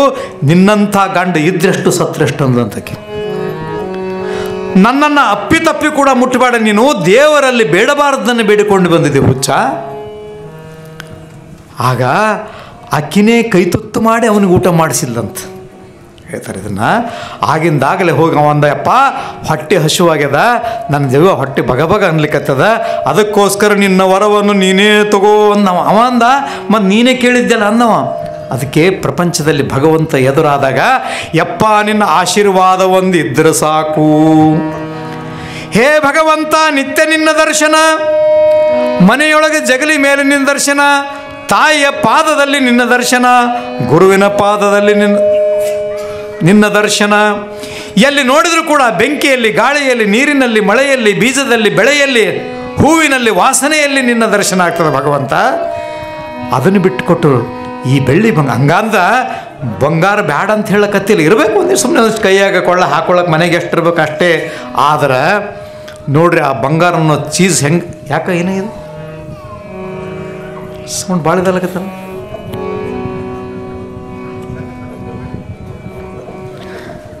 ಮನೆಯೊಳಗೆ ಬಂಗಾರ ಭಾಳ ಇದ್ರೆ ಚಲೋ ಅಂತ ನೀವು ತಿಳ್ಕೊಂಡಿರಲ್ಲ. ಅಕಸ್ಮಾತ್ ಸುಮ್ಮನೆ ಒಂದು ಕೈಯಾಗ ಒಂದು ಉಂಗುರ, ಕೊಳ್ಳಾಗ ಒಂದು ಲಾಕ್ ಇಟ್ಟಿದ್ದು ಸುಮ್ಮನೆ ಇರ್ತಾನೆ ಮನುಷ್ಯ. ಅಕಸ್ಮಾತ್ ಒಂದು 2 ಕಿಲೋ ಬಂಗಾರ ಇತ್ತಂದ್ರೆ ನಿದ್ದೆ ಹತ್ತಂಗಿಲ್ಲ. ಇದು ಹೆಂಗದ? ಯಾರು ಕಳ್ಳರು ಬರ್ತಾರೋ, ಬೆಳಕಿಂಡಾಗ ಬರ್ತಾರೋ, ಅಂಗಳದಾಗ ಬರ್ತಾರೋ ಅನ್ನೋ ಕಾರಣಕ್ಕೆ ನಿದ್ದೆ ಹತ್ತಂಗಿಲ್ಲ. ಅದಕ್ಕೆ ಭಗವಂತ ಬಂದಾಗ ಇವ್ರು ಕೇಳ್ತಾರೆ, ಆವುದೇ ಮಗನು ಈಯಬೇಡವು, ಯಾವುದನ್ನು ನಮಗೆ ಕೊಡಬೇಡ ತಾಯಿ. ಈ ಉದಮಗಿ ವರವನ ಬಳಿಕೆಂದಳ ದೇವಿ. ಅಕಸ್ಮಾತ್ ನೀ ನಮಗೇನಾದರೂ ಕೊಡಬೇಕಂತ ನಿನಗೆ ಕಾಯಸಿತ್ತಂದ್ರೆ ಎಷ್ಟು ಚಂದ ಕೇಳ್ತಾರೆ. ನೀನು ನಮಗೇನಾದರೂ ಕೊಡಬೇಕಂತ ನಿನಗೆ ಅನಿಸಿದ್ರೆ ಒಂದೇ ಕೊಡು, ನಮಗೆ ಏನು ಕೊಡಬೇಕಂದ್ರೆ ನಿತ್ಯ ನಿನ್ನ ದರ್ಶನ ಆಗಬೇಕು. ನಮಗೆ ಪ್ರತಿನಿತ್ಯವೂ ಬೆಳಗ್ಗೆ ಮುಂಜಾನೆ ಸಂಜೆ ಯಾವಾಗ ನಾವು ಅಪೇಕ್ಷೆ ಮಾಡ್ತೀವಿ ಅವಾಗವಾಗ ನಿನ್ನ ದರ್ಶನ ನಮಗೆ ಆಗಬೇಕು ತಾಯಿ, ಅದನ್ನು ಬಿಟ್ಟು ಬೇಡ ಅಂತಕ್ಕಂಥ ಮಾತನ್ನು ಕೇಳಿದಾಗ ಆಗ ಆ ತಾಯಿ, ಏನು ಮಕ್ಕಳೇ, ನಾನು ನಿಮಗೆ ಬೇಡಿದ್ದನ್ನು ಕೊಡಬೇಕಂತ ಅಂದ್ಕೊಂಡಿದ್ದೆ, ಆದರೆ ನಮಗೆ ಯಾವುದೂ ಬೇಡ ಅಂತಿರಲ್ಲ. ಅದಕ್ಕೆ ಗೊತ್ತಿರಲಿ, ಭಗವಂತನಲ್ಲಿ ನೀವು ಏನು ಬೇಡ್ತೀರಿ ಅಷ್ಟೇ ಸಿಗ್ತದೆ ಹೊರತಾಗಿ ನೀವು ಒಲ್ಲೆ ಅಂದ್ರೆ ಎಲ್ಲ ಸಿಗ್ತದೆ. ಇದು ಭಾಳ ಮಜಾ ಅದು. ನೀವು ಆಯುಷ್ಯ ಕೇಳಿದ್ರೆ ಆಯುಷ್ಯ ಸಿಗ್ತದ, ದುಡ್ಡು ಸಿಗಲಕ್ಕಿಲ್ಲ. ದುಡ್ಡು ಕೇಳಿದ್ರೆ ಶ್ರೀಮಂತಿಗೆ ಸಿಗ್ತದ, ಆಯುಷ್ಯ ಸಿಗಲಕ್ಕಿಲ್ಲ. ಒಂದಿಗೆ ಏನು ಕೇಳ್ತೀರಿ ಅದೇ ಸಿಗ್ತದೆ, ಇನ್ನೊಂದು ಸಿಗಲಿಕ್ಕಿಲ್ಲ. ಅದರ ಬದಲಿ ಭಗವಂತ ನೀನು ನಮ್ಮ ಮನೆಯಲ್ಲಿರು, ನನಗೆ ಕೃಪೆಯನ್ನು ಮಾಡು, ನಿನ್ನ ಆಶೀರ್ವಾದ ಒಂದಿರಲಿ ಅಂತಕ್ಕಂಥ ಮಾತನ್ನು ಕೇಳಿದರೆ ಬೇರೆ ಏನು ಬೇಕು. ಈ ನಿಮ್ಮೂರು ಹಂಚಿನಾಳ ಗ್ರಾಮಕ್ಕೆ ನಾವು ಬರೋ ಮುಂದೆ ನೋಡ್ತೀವಿ, ಸ್ವಲ್ಪ ರೋಡ್ ಹೆಚ್ಚು ಕಡಿಮೆ ಆಗಿರ್ತಾವಲ್ಲ, ಅಂಥ ಟೈಮ್ನಾಗ ನೀವು ಬರೀ ರೋಡ್ ಕೇಳ್ರಿ, ರೋಡೇ ಸಿಗ್ತದೆ. ಮತ್ತೊಂದು ಏನರ ಕೇಳಿದ್ರೆ ಅದೇ ಸಿಗ್ತದೆ. ಅದ್ರ ಬದಲಿ ಪ್ರಧಾನಮಂತ್ರಿ ನರೇಂದ್ರ ಮೋದಿ ಒಂದು ಸಲ ನಮ್ಮ ಊರಿಗೆ ಬರಲಿ ಅಂತಂದು ನೋಡ್ರಿ ನೀವು ಸುಮ್ಮನೆ. ರೋಡೂ ತಾವೇ ಆಗ್ತವೆ, ಸ್ವಚ್ಛತೆಯೂ ತಾನೇ ಆಗ್ತದೆ, ನಾಲಿನೂ ತಾನೇ ಆಗ್ತದೆ. ಮುಖ್ಯಮಂತ್ರಿಗಳು ಒಂದು ಸಲ ಈ ಊರಿಗೆ ಬರಲಿ ಅಂತ ಅಪ್ಪಬೇಕಂದ್ರೆ ಏನು ಕೇಳಬೇಕಾದ್ರೂ ಕೂಡ ಆ ಎತ್ತರವಾದದ್ದನ್ನು ಕೇಳಿ ಅದಕ್ಕೆ ದೇವಿಯನ್ನು ಕೇಳ್ತಾರೆ, ಅಮ್ಮ ನಿನ್ನ ದರ್ಶನ ಬಿಟ್ಟರೆ ನಮಗೇನೂ ಬೇಡ, ಅಪ್ಪಿ ತಪ್ಪಿನೂ ನಮಗೇನು ಕೊಡಬೇಡ ಅಂತಕ್ಕಂಥ ಮಾತನ್ನು ಕೇಳಿಕೊಂಡಾಗ ಆಗ ತಾಯಿ ಅಂದ್ಲಂಥ, ನಿಮ್ಮಂಥ ಮಕ್ಕಳನ್ನು, ನಿಮ್ಮಂಥ ಸೃಷ್ಟಿಯನ್ನು ಮಾಡಿರ್ತಕ್ಕಂಥ ನಾನು ಧನ್ಯಳಾಗಿದ್ದೆ ಅಂತ ತಿಳ್ಕೊಂಡು ಬ್ರಹ್ಮನಿಗೆ ಸೃಷ್ಟಿಯ ಕಾರ್ಯವನ್ನು, ವಿಷ್ಣುವಿಗೆ ಸ್ಥಿತಿಯ ಕಾರ್ಯವನ್ನು ಮತ್ತು ರುದ್ರನಿಗೆ ಲಯದ ಕಾರ್ಯವನ್ನು ವಹಿಸಿದ್ವು. ಅರ್ಥ ಆಗಿರ್ಬೇಕು ನಮಗೆ. ಬರೀ ಸೃಷ್ಟಿ ಮಾಡ್ತಕ್ಕಂಥ ಎಲ್ಲ ಕಾರ್ಯ ಯಾವುದು ಅಂತ ಕೇಳಿದ್ರೆ ಬ್ರಹ್ಮನಿಗೆ ಕೊಟ್ಟರು. ಸ್ಥಿತಿ ಅಂದರೆ ಪಾಲನೆ ಪೋಷಣೆ ಮಾಡ್ತಕ್ಕಂಥದ್ದನ್ನೆಲ್ಲ ವಿಷ್ಣುವಿಗೆ ಕೊಟ್ಟು, ರುದ್ರ ಅಂದರೆ ಶಿವನಿಗೆ, ಲಯ ಅಂದರೆ ನಾಶ ಮಾಡ್ತಕ್ಕಂಥ ಸೃಷ್ಟಿ ಸ್ಥಿತಿ ಲಯಗಳನ್ನು ಕೊಟ್ಟು ಈ 3 ಅಧಿಕಾರಗಳನ್ನು ನೀವು ಪಡೆದುಕೊಂಡು ಹಾಯಾಗಿರಬೇಕಂತಕ್ಕಂಥ ಮಾತನ್ನು ಆಕೆ ಹೇಳ್ತಾಳೆ. ಈ ರೀತಿಯಾಗಿ ತ್ರಿಮೂರ್ತಿಗಳಿಗೆ, ಮತ್ತೆ ನಾನು ಹೇಳಂಗಿಲ್ಲ, ತ್ರಿಮೂರ್ತಿ ಅಂದರೆ ಬ್ರಹ್ಮ ವಿಷ್ಣು ಮಹೇಶ್ವರಿಗೆ ಈ ವರಗಳನ್ನು ಕೊಟ್ಟು ಆ ತಾಯಿ ಮತ್ತೆ ಅದೃಶ್ಯವಾಗಿ ಈ ಅಧಿಕಾರವನ್ನು ನೀವು ಮಾಡಿಕೊಂಡು ಹೋಗಿ ಅಂತ. ಈ ಮನೆಯಲ್ಲಿ ನೀವು ಇರ್ತಿರಲ್ಲ, ಮನೆಯಲ್ಲಿ ಅಮ್ಮ ನೀನು ಅಡುಗೆ ಮಾಡು, ಒಬ್ಬ ಸೊಸೆ ನೀ ಅಡುಗೆ ಮಾಡು, ಒಬ್ಬಕ್ಕಿನಿ ಕೆಳಗಿನ ಕಸ ಹೊಡಿ, ಇನ್ನೊಬ್ಬಕ್ಕಿನ ಮೇಲೆ ಅಟ್ಟದ ಕಸ ಹೊಡಿ, ಒಬ್ಬಕ್ಕಿನಿ ಅದನ್ನು ಮಾಡಂತ ಯಾವ ರೀತಿ ಕೆಲಸಗಳನ್ನು ಹಂಚ್ತಿರಲ್ಲ, ಆ ಪ್ರಕಾರ ಬ್ರಹ್ಮನಿಗೆ ಸೃಷ್ಟಿಯನ್ನು, ವಿಷ್ಣುವಿಗೆ ಸ್ಥಿತಿಯನ್ನು ಮತ್ತು ರುದ್ರನಿಗೆ ಲಯದ ಅಧಿಕಾರಗಳನ್ನು ಕೊಟ್ಟಿರ್ತಕ್ಕಂತಹ ಸಂದರ್ಭ ಇಲ್ಲಿ ನೋಡ್ತೀವಿ. ಆ ಸಮಯದಲ್ಲಿ ದೇವಿ ಪುರಾಣದ ನಿಜವಾದ ರಾಕ್ಷಸರ ಆಗಮನ ಈಗ. ಆ ಸಮಯದಲ್ಲಿ ದೋಷಿಗಳು ಮಧು ಕೈಟವೆಂಬರು, ಮಧು ಮತ್ತು ಕೈಟಭ ಅಂತಕ್ಕಂಥ ಇಬ್ಬರು ರಾಕ್ಷಸರು ವಿಷ್ಣುವಿನ ಕಿವಿಯಲ್ಲಿ ಉದಿಸಿದರು ಅನ್ನುವಂಥ ಮಾತು ಬರ್ತದೆ. ಯಾಕೆ ಇದನ್ನು ಕಿವಿಯಲ್ಲಿ ಉದಿಸಿದರು? ವಿಷ್ಣುವಿನ ಕಿವಿಯಲ್ಲಿ ಮಧು ಅನ್ನುವ ರಾಕ್ಷಸ, ವಿಷ್ಣುವಿನ ಮತ್ತೊಂದು ಕಿವಿಯಲ್ಲಿ ಕೈಟಭ ಅಂತಕ್ಕಂಥ ರಾಕ್ಷಸರ ಉದಯವಾಯಿತು. ಯಾಕೆ ಇವರು ಕಿವ್ಯಾಗ ಹುಟ್ಟಿದ್ರು ಅಂದ್ರೆ ಅರ್ಥ ಹೇಳಿದ್ರೆ ಗೊತ್ತಾಗ್ತದೆ. ನಾನು ಮೊದಲೇ ಒಂದು ದಿವಸ ಹೇಳಿಬಿಟ್ಟೆ ನಿಮಗೆ, ಇದು ಬರೀ ದೇವಿಯ ಪುರಾಣ ಅಲ್ಲ, ಇದು ದೇಹದ ಪುರಾಣ. ನಮ್ಮೊಳಗೆ ಏನೇನು ಗುಣಗಳವಲ್ಲ ಅವೆಲ್ಲ ಗುಣಗಳು ಈ ರಾಕ್ಷಸರಿಗವ, ಅಥವಾ ಈ ರಾಕ್ಷಸರಿಗೆ ಏನೇನು ಗುಣಗಳವೆಲ್ಲ ಅವೆಲ್ಲ ನಮಗವ, ಬೇರೆ ಏನೂ ಇಲ್ಲ. ಇಷ್ಟೇ, ನಾವು ಚಲೋ ಬಟ್ಟೆ ಹಾಕ್ಕೊಂಡಿವಿ, ಚಂದ ಕಾಣ್ತೀವಿ, ತಲೆಗೆ ಎಣ್ಣೆ ಹಚ್ಕೊಂಡಿವಿ, ಭಾಳ ಸುಂದರವಾಗಿದ್ದೀವಿ, ರಾಕ್ಷಸರ ಕಣ್ಣಂಗೆ ಕಾಣಂಗಿಲ್ಲ ಅಷ್ಟೇ. ಆದ್ರೆ ಒಳಗಿರ್ತಕ್ಕಂಥ ಗುಣಗಳನ್ನು ಲೆಕ್ಕ ಹಾಕಿದ್ರೆ ಆ ರಾಕ್ಷಸರಿಗಿರ್ತಕ್ಕಂಥ 10 ಪಟ್ಟು ಕೆಟ್ಟ ಗುಣಗಳು ನಮ್ಮೊಳಗೆ ಮನೆ ಮಾಡಿದವೆ. ಅದನ್ನು ದೂರ ಮಾಡುವುದೇ ದೇವಿ ಪುರಾಣದ ಉದ್ದೇಶ, ಮತ್ತೊಂದಿಲ್ಲ ಅಂತ ಹೇಳ್ತಾರೆ ಇಲ್ಲಿ. ಈ ಸಮಯದಲ್ಲಿ ವಿಷ್ಣು ಕಿವಿಯಲ್ಲಿ ದೋಷಿಗಳು ಮಧು ಕೈಟವೆಂಬರು. ಮಧು ಅಂದ್ರೆ ಮೋಹ, ರಾಗ. ರಾಗ ಅಂದರೆ ಪ್ರೀತಿ. ರಾಗ ಅಂದ್ರೆ ಮತ್ತು ಇವ್ರು ಮಾಲ್ಕಂಸ ಯಮ್ಮನ್ನ ಹಾಡ್ತಾರೆ, ಆ ರಾಗ ಅಲ್ಲ. ರಾಗ ಅಂದ್ರೆ ಪ್ರೀತಿ. ಈ ವಸ್ತುವಿನ ಮೇಲೆ ನನಗೇನದಂದ್ರೆ ಪ್ರೀತಿ ಅದ, ಇದು ಹೋಗೊಂಬಂದು ಬಿಟ್ಟು ಹೋಗ್ತೀನಿ, ಬಿಟ್ಟಲ್ಲಿ ನೀವೇ ಇಟ್ಟುಕೋರ, ನಂಗೆ ನಾವು ಒಯ್ತೀನಿ ಇದನ್ನು, ಯಾಕಂದ್ರೆ ಇದನ್ನ ನನಗೇನದ ಮೋಹ ಅದ. ಇದೆಲ್ಲ ಆದಮೇಲೆ ಎಲ್ಲ ಪೇಮೆಂಟ್ ಮುಗಿದ ಮೇಲೆ ಇದು ಒಯ್ತಾನಿಲ್ಲ, ಮೈಕ್ ಒಯ್ತಿಲ್ಲಪ್ಪ, ಹೌದಿಲ್ಲ? ಇಲ್ರಿ ನಮಗೇನು ಯಾಕೆ ಒಯ್ತಾನಂದ್ರೆ ಅದರ ಮೇಲೆ ಅವನಿಗೆ ರಾಗ ಅದ. ರಾಗ ಅಂದ್ರೆ ಪ್ರೀತಿ ಅದ. ಈಗ ನೀವು ವಿಚಾರ ಮಾಡಿರಿ, ನಿಮ್ಮ ಮನೆ ಮೇಲೆ, ನಿಮ್ಮ ಹೊಲದ ಮೇಲೆ, ನಿಮ್ಮ ಬಂಗಾರ ಮೇಲೆ, ನಿಮ್ಮ ಬೆಳ್ಳಿ ಮೇಲೆ, ನಿಮ್ಮ ಪ್ಲಾಟ್ ಮೇಲೆ, ನಿಮ್ಮ ಫ್ಲ್ಯಾಟ್ ಮೇಲೆ, ನಿಮ್ಮ ಫೋನ್ ಮೇಲೆ ನಿಮಗೆ ರಾಗ ಅದನೋ ಇಲ್ಲೋ? ಅದ ರಾಗ ಅದ ಅಂದ ಮೇಲೆ ನಮ್ಮಲ್ಲಿ ಮಧು ಅಂತಕ್ಕಂಥ ರಾಕ್ಷಸ ಒಳಗಿದ್ದಾನಂತ ಅರ್ಥ. ಅದು ನೀವು ಕೇಳ್ಬೋದು, ಇರಬಾರ್ದೇನ್ರಿ, ಈ ಮನೆ ನಂದಲ್ಲ, ಈ ಹೊಲ ನಂದಲ್ಲ, ಈ ಮೈಕ್ ನಂದಲ್ಲ, ಈ ಫ್ಯಾನ್ ನಂದಲ್ಲ ಅಂದ್ರೆ ನಡೀತದ ಅನ್ನಬೇಕು. ಆ ರಾಗವೇ ಜೀವನ ಆಗಬಾರ್ದು. ಎಷ್ಟು ಚಂದ ಹೇಳ್ತಾರೆ, ಮಧು ಅಂದರೆ ರಾಗ, ಕೈಟವ ಅಂದ್ರೆ ದ್ವೇಷ. ನೋಡಿ, ರಾಗ ಮತ್ತು ದ್ವೇಷ, ಪ್ರೀತಿ ಮತ್ತು ವೈರತ್ವ. ಸುಮ್ಮನೆ ನಿಮ್ಗೆ ಉದಾಹರಣೆ ಹೇಳಿದ್ರೆ ಗೊತ್ತಾಗ್ತದೆ. ನಾನು ಹಿಂಗಂತೀನಿ, ಏನ್ರಿ ಹೆಂಗೆ ಹಂಚಿನಾಳ ಗ್ರಾಮದವರು ಎಷ್ಟು ಚಂದ ಪುರಾಣ ಕೇಳ್ತಾರೆ ರೀ, ಎಷ್ಟು ಸೈಲೆಂಟ್ ಕುಂತಾರ, ಭಾಳ ಚಂದ ಕೇಳ್ತಾರೆ ಅಂದ ತಕ್ಷಣ ನಿಮಗೆ ನನ್ನ ಮೇಲೆ ರಾಗ ಉಂಟಾಗ್ತದ. ಪುರಾಣಿಕರು ಹೋಗೋ ಮುಂದೆ ನಮ್ಮೂರಿಗೆ ಹೊಗಳು ಹೋಗ್ಯಾರ ಅಂತ ಪ್ರೀತಿ ಉಂಟಾಗ್ತದೆ. ಹಂಗೆ ಅನ್ನೋದ್ರ ಬದಲಿ ನಿಮಗೇನು ಪುರಾಣ ಕೇಳಕ್ಕೆ ಬರ್ತದೆ ಅನ್ನಂದ್ರೆ ದಾಟ್ ನಮ್ಮೂರು ನೋಡಿ ಹೆಂಗೆ ದಾಟ್ತೀನಿ. ರಾಗದ ಹಿಂದೆ ದ್ವೇಷ ಬರ್ತದ. ಅವು ಎಷ್ಟು ಜೋಡಿ ಅವ ಅಂತಂದ್ರೆ ಅವಳಿ ಜವಳಿ ಇದ್ದಂಗವ. ಏನು ಚಂದ ಪುರಾಣ ಹೇಳಿದ್ರಿ, ಭಾಳ ಚಲೋ ಹೇಳಿದ್ರಿ ಅಂದ್ರೆ ನನಗೆ ನಿಮ್ಮ ಮ್ಯಾಲೆ ರಾಗ ಬರ್ತದೆ. ಏನು ರೀ ಹೆಂಗಂಚಿ ಗ್ರಾಮದವ್ರು ಅವ್ರು ಭಾಳ ಹೊಗಳಿದ್ರು ಅಂತೇಳಿ ನಮ್ಮ ಮನ್ಯಾಗ ನಾವು ಮಾತಾಡ್ತೀವಿ. ಅದ್ರ ಬದಲಿ ನಿನಗೆ ಯಾರು ಪುರಾಣ ಹೇಳಕ್ಕೆ ಕಲಿಸ್ಯಾರ ಅಂದ್ರಿ ಹೋಗೋ ಮುಂದೆ ಅಂತಂದ್ರೆ ಇನ್ನೊಮ್ಮೆ ದಾರಿಗೆ ಹೋಗೋ ಮುಂದೆ ಹೊಳೆ ಸೇದ್ ನೋಡ್ಲಕ್ಕಿಲ್ಲ ಇವ್ರಿಗೆ ನಾನು. ಅಂದ್ರೆ ಎಲ್ಲಿ ರಾಗವಿದೆಯೋ ಅಲ್ಲಿ ದ್ವೇಷ ಇರ್ತದೆ. ರಾಗ ಮತ್ತು ದ್ವೇಷಗಳಿಲ್ಲದ ಜೀವನವೇ ಇಲ್ಲ ಜಗತ್ತಿನಲ್ಲಿ. ಮತ್ತು ರಾಗ ಮತ್ತು ದ್ವೇಷಗಳು ನಮ್ಮೊಳಗೂ ಆವಂದ ಮೇಲೆ ಮತ್ತು ಈ ರಾಕ್ಷಸರು ನಮ್ಮೊಳಗಿಲ್ಲ ಅಂತ ಹೆಂಗಂತೀರಿ ನೀವು? ಮನೆ ಮೇಲೆ ಈಗ ನಿಮ್ಮಲ್ಲಿ ದಸರಾ ಹಬ್ಬಕ್ಕೆ ನಮ್ಮಲ್ಲಿ ಏನು ಮಾಡ್ತಾರೆ, ಬೀದರ್ ಕಡೆ ದಸರಾ ಹಬ್ಬಕ್ಕೆ ಮನೆಯೆಲ್ಲ ಕ್ಲೀನ್ ಮಾಡ್ತಾರೆ. ಎಷ್ಟು ಕ್ಲೀನ್ ಮಾಡ್ತಾರಂದ್ರೆ ಒಂದು ಚಿಂದಿ ಬಟ್ಟೆ ಒಂದು ದಸ್ತಿ ಮೊದಲು ಮಾಡಿ ಒಗಿತಾರೆ. ಗಾದಿ ಮೇಲಿನ ಬಟ್ಟೆ ಸಹಿತ ಒಗೆದು ಇನ್ನೊಮ್ಮೆ ತುಂಬಿಸೋದು ಅಷ್ಟು ಮಡಿ ಮಾಡಿ 9 ದಿವಸ ಎಲ್ಲ ಮ್ಯಾಲೆ ಕಟ್ಟಿಟ್ಟಿರ್ತಾರೆ ಮಾಡ್ತಾರಲ್ಲ. ನಿಮ್ಮಲ್ಲಿ ಯಾವಾಗ ಮಾಡ್ತೀರಿ ಗೊತ್ತಿಲ್ಲ, ಯುಗಾದಿ ಹಬ್ಬದಾಗ ಮಾಡ್ತಿರ್ಬೇಕು, ಹೌದಾ? ಯುಗಾದಿ ಹಬ್ಬದಾಗ ಎಲ್ಲ ಕ್ಲೀನ್ ಮಾಡ್ತಾರಲ್ಲ, ಎಲ್ಲ ಸಾಮಾನು ತಂದು ಮನ್ಸದ ಬುಡುಕಿನೂ ಮ್ಯಾಲಿದ್ದು ಅಲ್ಲಿ ತೋಸು ತಂದು ಅಂಗಳದಾಗ ಇಡ್ತಾರೆ. ಭಾಳ ಚಂದದು.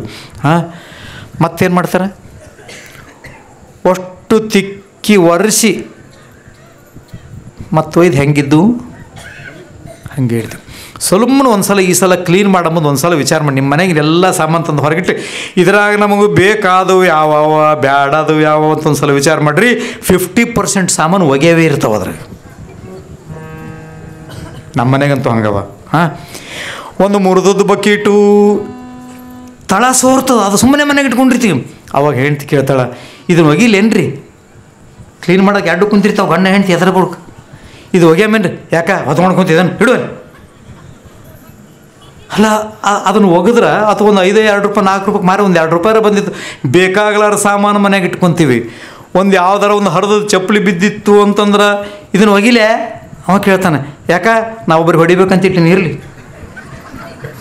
ಹಣೆ ಬಾರ ಒಯ್ದು ಹರಿದ ಚಪ್ಪಲಿ ಒಂದದ, ಮತ್ತು ಅದನ್ನು 2 ಇಲ್ಲ. ಹರಿದ ಚಪ್ಪಲಿ 4 ಕಡ್ಡಿ ಇದ್ದದ್ದು ಒಂದು ಬಾರಿಗೆ, ಹೌದಾ? ಅಂತ ಓಸು ಮನೆಗೆ ತಂದಿಟ್ಟು ಮತ್ತೆ ಮನೆ ಭಾಳ ಕ್ಲೀನ್ ಆಯಿತು, ಸುಣ್ಣ ಬಣ್ಣ ಅಂತ ತಿಳ್ಕೊಂಡು ದೇವ್ರಿಗೆ ದೀಪ ಹಾಕಿ ಮಾಡ್ತೀವಿ. ಯಾವ ಪ್ರಕಾರ ಮನೆಯೊಳಗೆ ಬಳಸಲಿಕ್ಕೆ ಬರಲಾರ್ದ ವೇಸ್ಟ್ ಸಾಮಾನುಗಳು ಇಟ್ಕೊಂಡಿವೋ ಅದೇ ಪ್ರಕಾರ ನಮ್ಮ ಹೃದಯದಲ್ಲಿಯೂ ಅಂಥ ಭಾವನೆಗಳನ್ನು ಇಟ್ಕೊಂಡು ಕುಂತೀವಿ. ಅವ್ರಿಗೆ ಹೊಡಿತೀನಿ, ಇವ್ರಿಗೆ ಹೊಡಿತೀನಿ, ಅವ್ನಿಗೆ ಹಿಂಗೆ ಮಾಡ್ತೀನಿ, ಇನ್ನು 10 ವರ್ಷ ಬಿಟ್ಟು ಹಂಗೆ ಮಾಡ್ತೀನಿ, ಇವ್ನಿಗೆ ಮಾಡ್ತೀನಿ, ಅವ್ನ ಕೈ ಮುರಿತೀನಿ. ಯಾಕೆ ಬೇಕಿವೆಲ್ಲ? ಅದಕ್ಕೆ ಯಾಕಂತ ಕೇಳಿದ್ರೆ, ಒಂದು ಕಸಬರಿಗೆ ಮೇಲೆ, ಒಂದು ಹರಿದ ಚಪ್ಪಲಿ ಮೇಲೆ, ಒಂದು ಮುರಿದು ಬಕೆಟ್ ಮೇಲೆ, ಒಂದು ಒಡೆದಾಗಿರ್ತಕ್ಕಂಥ ಬೋಗಾಣಿ ಮೇಲೆ ಇರ್ತಕ್ಕಂಥ ಮೋಹ ಅದ ನಮಗೆ.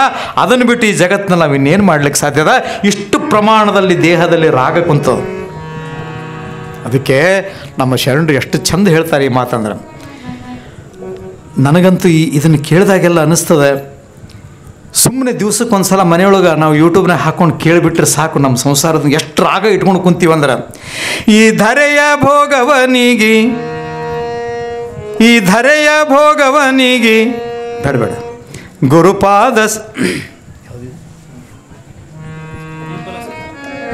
ಈ ಧರೆಯ ಭೋಗವನಿಗಿ ಗುರುಪಾದ ಸೇವೆಗೆ ಬರ್ತೀರಾ ಇಲ್ಲೇ ಇರ್ತೀರಾ?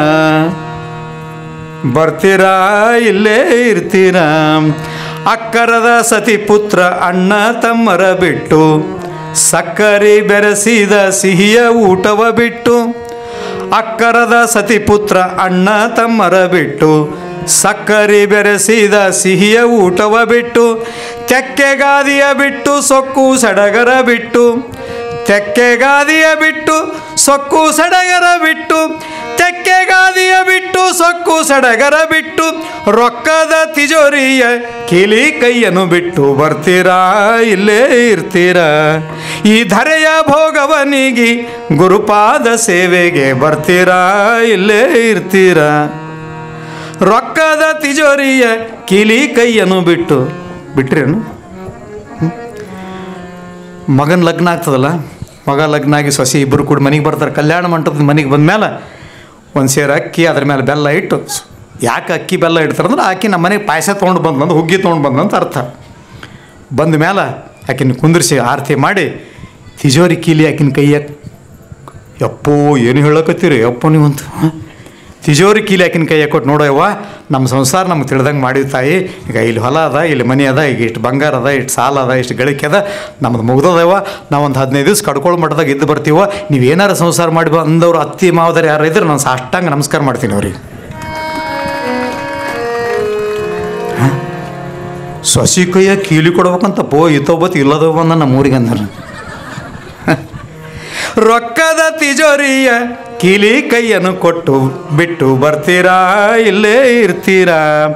ಅಷ್ಟ ಐಶ್ವರ್ಯ ಬಿಟ್ಟು ಅಧಿಕಾರ ಮದ ಬಿಟ್ಟು, ಅಷ್ಟ ಐಶ್ವರ್ಯ ಬಿಟ್ಟು ಅಧಿಕಾರ ಮದ ಬಿಟ್ಟು, ಇಷ್ಟ ಮಿತ್ರರ ಬಿಟ್ಟು ದುಷ್ಟ ಚಟಗಳ ಬಿಟ್ಟು, ಇಷ್ಟ ಮಿತ್ರರ ಬಿಟ್ಟು ದುಷ್ಟ ಚಟಗಳ ಬಿಟ್ಟು, ಕಟದ ಕಲ್ಲಿನ ಕಂಬ ಕಟ್ಟಿದ ಮನೆ ಬಿಟ್ಟು, ಕಟದ ಕಲ್ಲಿನ ಕಂಬ ಕಟ್ಟಿದ ಮನೆ ಬಿಟ್ಟು, ಕಟದ ಕಲ್ಲಿನ ಕಂಬ ಕಟ್ಟಿದ ಮನೆ ಬಿಟ್ಟು, ಕುಟಿಲ ಸಂಸಾರದ ಕಿಟಕಿಟಿಯನ್ನು ಬಿಟ್ಟು, ಕುಟಿಲ ಸಂಸಾರದ ಕಿಟಕಿಟಿಯನ್ನು ಬಿಟ್ಟು ಬರ್ತೀರಾ ಇಲ್ಲೇ ಇರ್ತೀರಾ. ಕುಟಿಲ ಸಂಸಾರದ ಕಿಟಕಿಟಿಯನ್ನು ಬಿಟ್ಟು, ಏನು ಚಂದ ಹೇಳ್ತಾರೆ. ಭಾಳ ಮಂದಿ ಅಂತಾರೆ ಸಂಸಾರ ಸಾಕಾಗಿದ್ರಿ ಬಿಟ್ಟು ಹೋಗಿ ಯಾವ ಬೇಡ ಅಂದೆ ನಿನಗೆ. ಸಂಸಾರ ಸಾಕಾಗಿದೆ ಅನ್ನೋರು ಸಿಗ್ತಾರೆ ಹೊರತಾಗಿ ಬಿಟ್ಟು ಹೋದ್ರೆ ಒಬ್ಬರು ಸಿಗಂಗಿಲ್ಲ. ನೇಮ ನಿತ್ಯವ ಬಿಟ್ಟು ಹೋಮ ಹವನವ ಬಿಟ್ಟು, ನೇಮ ನಿತ್ಯವ ಬಿಟ್ಟು ಹೋಮ ಹವನವ ಬಿಟ್ಟು, ಕಾಮ ವಾಸನೆ ಸುಟ್ಟು ತಾಮಸ ಗುಣ ಬಿಟ್ಟು, ಸ್ವಾಮಿಯ ಕೂಡಿ ಶ್ರೀರಾಮಲಿಂಗನ ಪಾದ, ಸ್ವಾಮಿಯ ಕೂಡಿ ಶ್ರೀರಾಮಲಿಂಗನ ಪಾದ, ನೇಮದಿ ಭಜಿಸಲು ಪ್ರೇಮದಿಂದಲೇ ನೀವು ಬರ್ತೀರಾ ಇಲ್ಲೇ ಇರ್ತೀರಾ. ಈ ಧರೆಯ ಭೋಗವನಿಗಿ ಗುರುಪಾದ ಸೇವೆಗೆ ಬರ್ತೀರಾ ಇಲ್ಲೇ ಇರ್ತೀರಾ. ನಾನು ಹಂಚಿನಾಳ ಗ್ರಾಮದಲ್ಲಿರ್ತಕ್ಕಂಥ ಎಲ್ಲರಿಗೂ ಹೇಳ್ತೀನಿ, ಇಷ್ಟು ಜನ ಇವತ್ತು ನಾನು ಹಿಡ್ಕೊಂಡು ಎಲ್ಲರೂ ಇಲ್ಲೇ ಇರಮು, ಇವತ್ತೊಂದು ದಿವಸ ರಾತ್ರಿ ಊಟಕ್ಕೆ ಹಾಕ್ರಂದ್ರೆ ಹಾಕ್ತಾರೆ ಅವ್ರು. ಇನ್ನೊಂದು 4 ಸೇರು ಅಕ್ಕಿ ಹಾಕ್ತಾರೆ. ಇರ್ತೀರಿ ಹೆಂಗೆ? ನಿಮ್ಗಿಂತ ಮೊದಲು ನನ್ನ ಕಾರು ಹೋಗ್ತದೆ. ಯಾಕಂದ್ರೆ ಮತ್ತು ಅಲ್ಲೇನ್ರ ಮನೆಗೇನ್ರ ಆದಂತ ತಿಳ್ಕೊಂಡ್ರಿ ಏನೇನೂ ಇಲ್ಲ, ಅದೇ ಹರಿದ ಚಾಪಿ ಹರಕು ಹೊರಸು.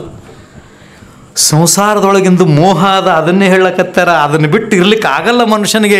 ಇಲ್ಲಿ ಬೇಕಾದಂಗೆ ಗಾದಿ ಹಾಸಿಕೊಟ್ರು ಅದಕ್ಕೆ ಕಾಶ್ಮೀರದಂಥ ಒಂದು ಹುಲ್ಲುಗಾವಲಿಗೆ ಒಂದು ಎಮ್ಮಿನ ಬಿಟ್ಟರು ಕೂಡ ಆ ಹುಲ್ಲು ತಿನ್ನಂಗಿಲ್ಲ, ಮನೆಗೆ ಬಂದು ಒಣಗಿದ ಕಣಕಿ ತಿಂತದಂತ.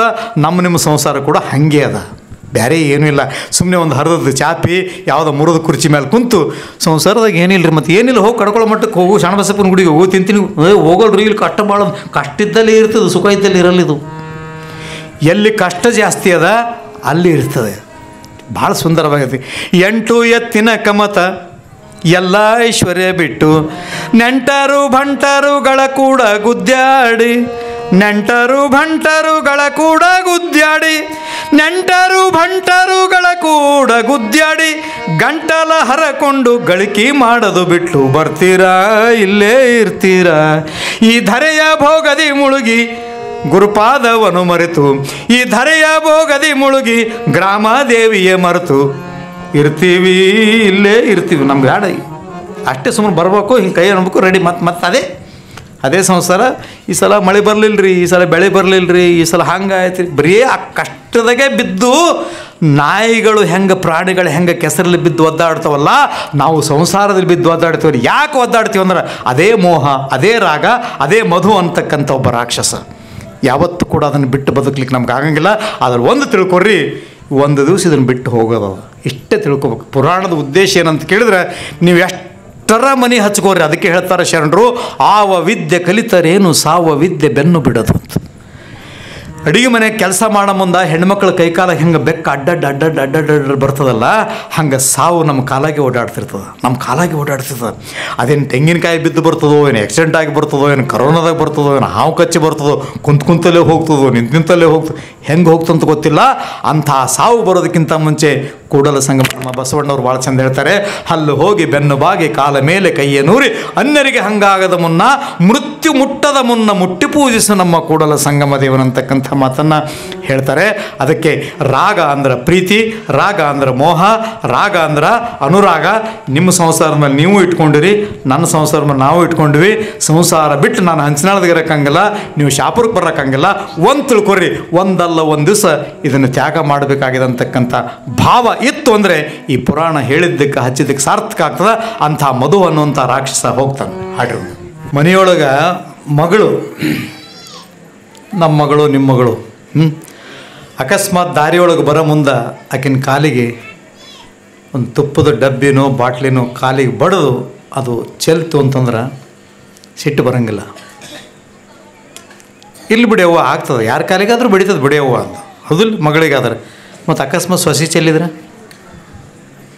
ಇಷ್ಟೇ ಫರ್ಕ್ ಅದ ನೋಡ್ರಿ. ಅದೇ ಜಾಗದಾಗ ಅದೇ ತುಪ್ಪದ ಡಬ್ಬಿ ಅಷ್ಟೇ ತುಪ್ಪವನ್ನು ಆಕಿನ ಕಾಲಿಗೆ ಬಡಿತಂದ್ರೆ ಕಣ್ಣು ಕಾಣಂಗಿಲ್ಲನು? ಏನು ವ್ಯತ್ಯಾಸ ಆಯಿತು ಅಂದ್ರೆ ಮಗಳ ಮೇಲೆ ಮೋಹ ಅದ, ಸೊಸೆ ಮೇಲೆ ಮೋಹ ಇಲ್ಲ. ಇದೇ ಮೋಹ, ಇದೇ ಸಂಸಾರದ ಮೇಲೆ ಇಟ್ಕೊಂಡಿರ್ತೀವಿ.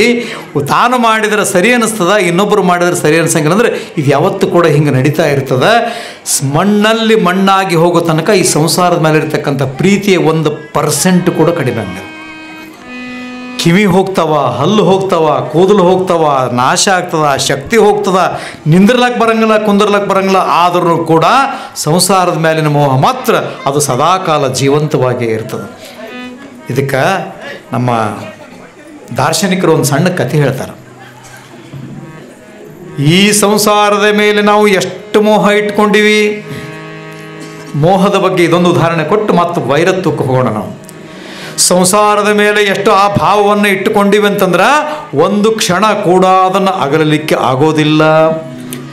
ಮಲ್ಕೊಂಡಾಗ ಸಗೂಡನು ನಿದ್ದೆ ಹತ್ತಿದ ಸಂದರ್ಭದಲ್ಲಿ ಕೂಡ ಕೀಲಿ ಕೈಯನ್ನು ತೆಲುಗು ಬುಡಕ್ಕೂ ಇಟ್ಕೊಂಡು ಮಕ್ಕೊಂಡಿರ್ತೀವಿ. ಅಷ್ಟು ಪ್ರೀತಿ. ಮನೆಯಾಗಿದ್ರೂ ಹೊಲ್ದಾಗಿರ್ತದ ಮನಸ್ಸು, ಹೊಲ್ದಾಗಿದ್ರೂ ಮನೆಯಾಗಿರ್ತದ ಮನಸ್ಸು. ಎಲ್ಲಿ ಹೋದರೂ ಕೂಡ ಮನೆಗೆ ಬರಬೇಕು. ಎಷ್ಟು ಹಚ್ಕೊಂಡಿವಲ್ಲ. ಯಾವ ಮನೆಯಲ್ಲಿ ನೀನಿದ್ದೀಯೋ ಅದೇ ಮನೆಯಲ್ಲಿ ನಿನ್ನನ್ನು ಹೊರಗೆ ಹಾಕ್ತಾರೆ ಒಂದು ದಿವಸ. ಏನದು? ಮುನ್ನ ಶತಕೋಟಿ ರಾಯರುಗಳ ಆಳಿದ ನೆಲವ ತನ್ನದೆಂದು ಶಾಸನವ ಬರೆಸಿ, ಶತಕೋಟಿ ರಾಯರುಗಳು ಆಳಿರ್ತಕ್ಕಂಥ ನೆಲವನ್ನು ಇದು ರಾಜ್ಯ ನಂದು, ಗುಲ್ಬರ್ಗದಿಂದ ಕೊಪ್ಪಳದವರೆಗೆ, ಕೊಪ್ಪಳದಿಂದ ಬೆಂಗಳೂರಿಗೆ ಅಂಥೇಳಿ ಶಾಸನಗಳನ್ನು ಬಳಸಿರ್ತಕ್ಕಂಥ ರಾಜ್ಯ ಕೋಟೆ ಕೊತ್ತಳಗಳನ್ನು ಕಟ್ಟಿ ಅರಮನೆಯನ್ನು ಕಟ್ಟಿರ್ತಾನ. ಚೆನ್ನಿಗನ ಹಸುವಳಿ ಅವನ ಪ್ರಾಣ ಹೋದರ ಅವನನ್ನು ಅದೇ ಅರಮನೆಯಿಂದ ಹೊರಗೆ ಹಾಕ್ತಾರೆ. ಯಾವ ಮೋಹ ಇಟ್ಕೊಂಡು ಸತ್ತಿದ್ನಲ್ಲ ಅಲ್ಲಿಂದ ಅವನನ್ನು ಹೊರಗೆ ಹಾಕ್ತಾರೆ. ಇದು ಪ್ರಪಂಚದ ಮೋಹ. ಆದರೆ ಎಷ್ಟು ಹಚ್ಕೊಂಡು ಎಷ್ಟು ಅಂದ್ರೆ ಬಹುಶಃ ಅದನ್ನು ಲೀಟ್ರದಾಗ, ಮೀಟ್ರದಾಗ, ಕಿಲೋದಾಗ ಅಳಿಲಿಕ್ಕೆ ಬರೋಂಗಿಲ್ಲ, ಅಷ್ಟು ಮೋಹ ಅದ. ನಾನು ಅದಕ್ಕೊಂದು ಸಣ್ಣ ಕಥೆಯನ್ನು ಯಾವಾಗಲೂ ಹೇಳ್ತಿರ್ತೀನಿ ಪುರಾಣ ಪ್ರವಚನದ. ಎಷ್ಟು ಮೋಹ ಅಂತಂದ್ರೆ, ಒಬ್ಬನಿಗೆ ಒಂದು 100-102 ವಯಸ್ಸಾಗಿದ್ದು ಅಂತ. ಭಾಳ ಚಂದದ ಕೇಳ್ರಿ. ಒಂದು 100-102 ವಯಸ್ಸಾಗಿದ್ದು ಹಿಂಗೆ ಬದುಕಿತ್ತು. ಮತ್ತು ಹಾಳು ಹದ್ದು ಬದುಕಿದಂಗೆ ಇರ್ತದೆ. ಮತ್ತು ಏನು ಮಾಡೋಕ್ಕಾಗಲ್ಲ. ಸೀರಿಯಸ್ ಆಯಿತು. ಡಾಕ್ಟ್ರ್ ಹೇಳಿದ್ರು, ದವಾಖಾನೆಗೆ ಒಯ್ದು ಅಡ್ಮಿಟ್ ಮಾಡಿದ್ರು. ದವಾಖಾನೆ ಡಾಕ್ಟ್ರ್ ಏನು ಹೇಳಿದ್ರು ಅಂತಂದ್ರೆ, ಮನೆಗೆ ಕರ್ಕೊಂಡು ಹೋಗ್ರಿ ಅಂತ. ಮನೆಗೆ ಕರ್ಕೊಂಡು ಹೋಗ್ರಿ ಅಂದ್ರೆ ತಿಳ್ಕೊಂಬಿಡ್ಬೇಕು ಅಷ್ಟೇ. ಇವಾಗ ಕೇಳ್ತಾನ, ಡಾಕ್ಟ್ರ್ ಏನಂದ್ರು ಅಂತ ಕೇಳ್ತಾನ.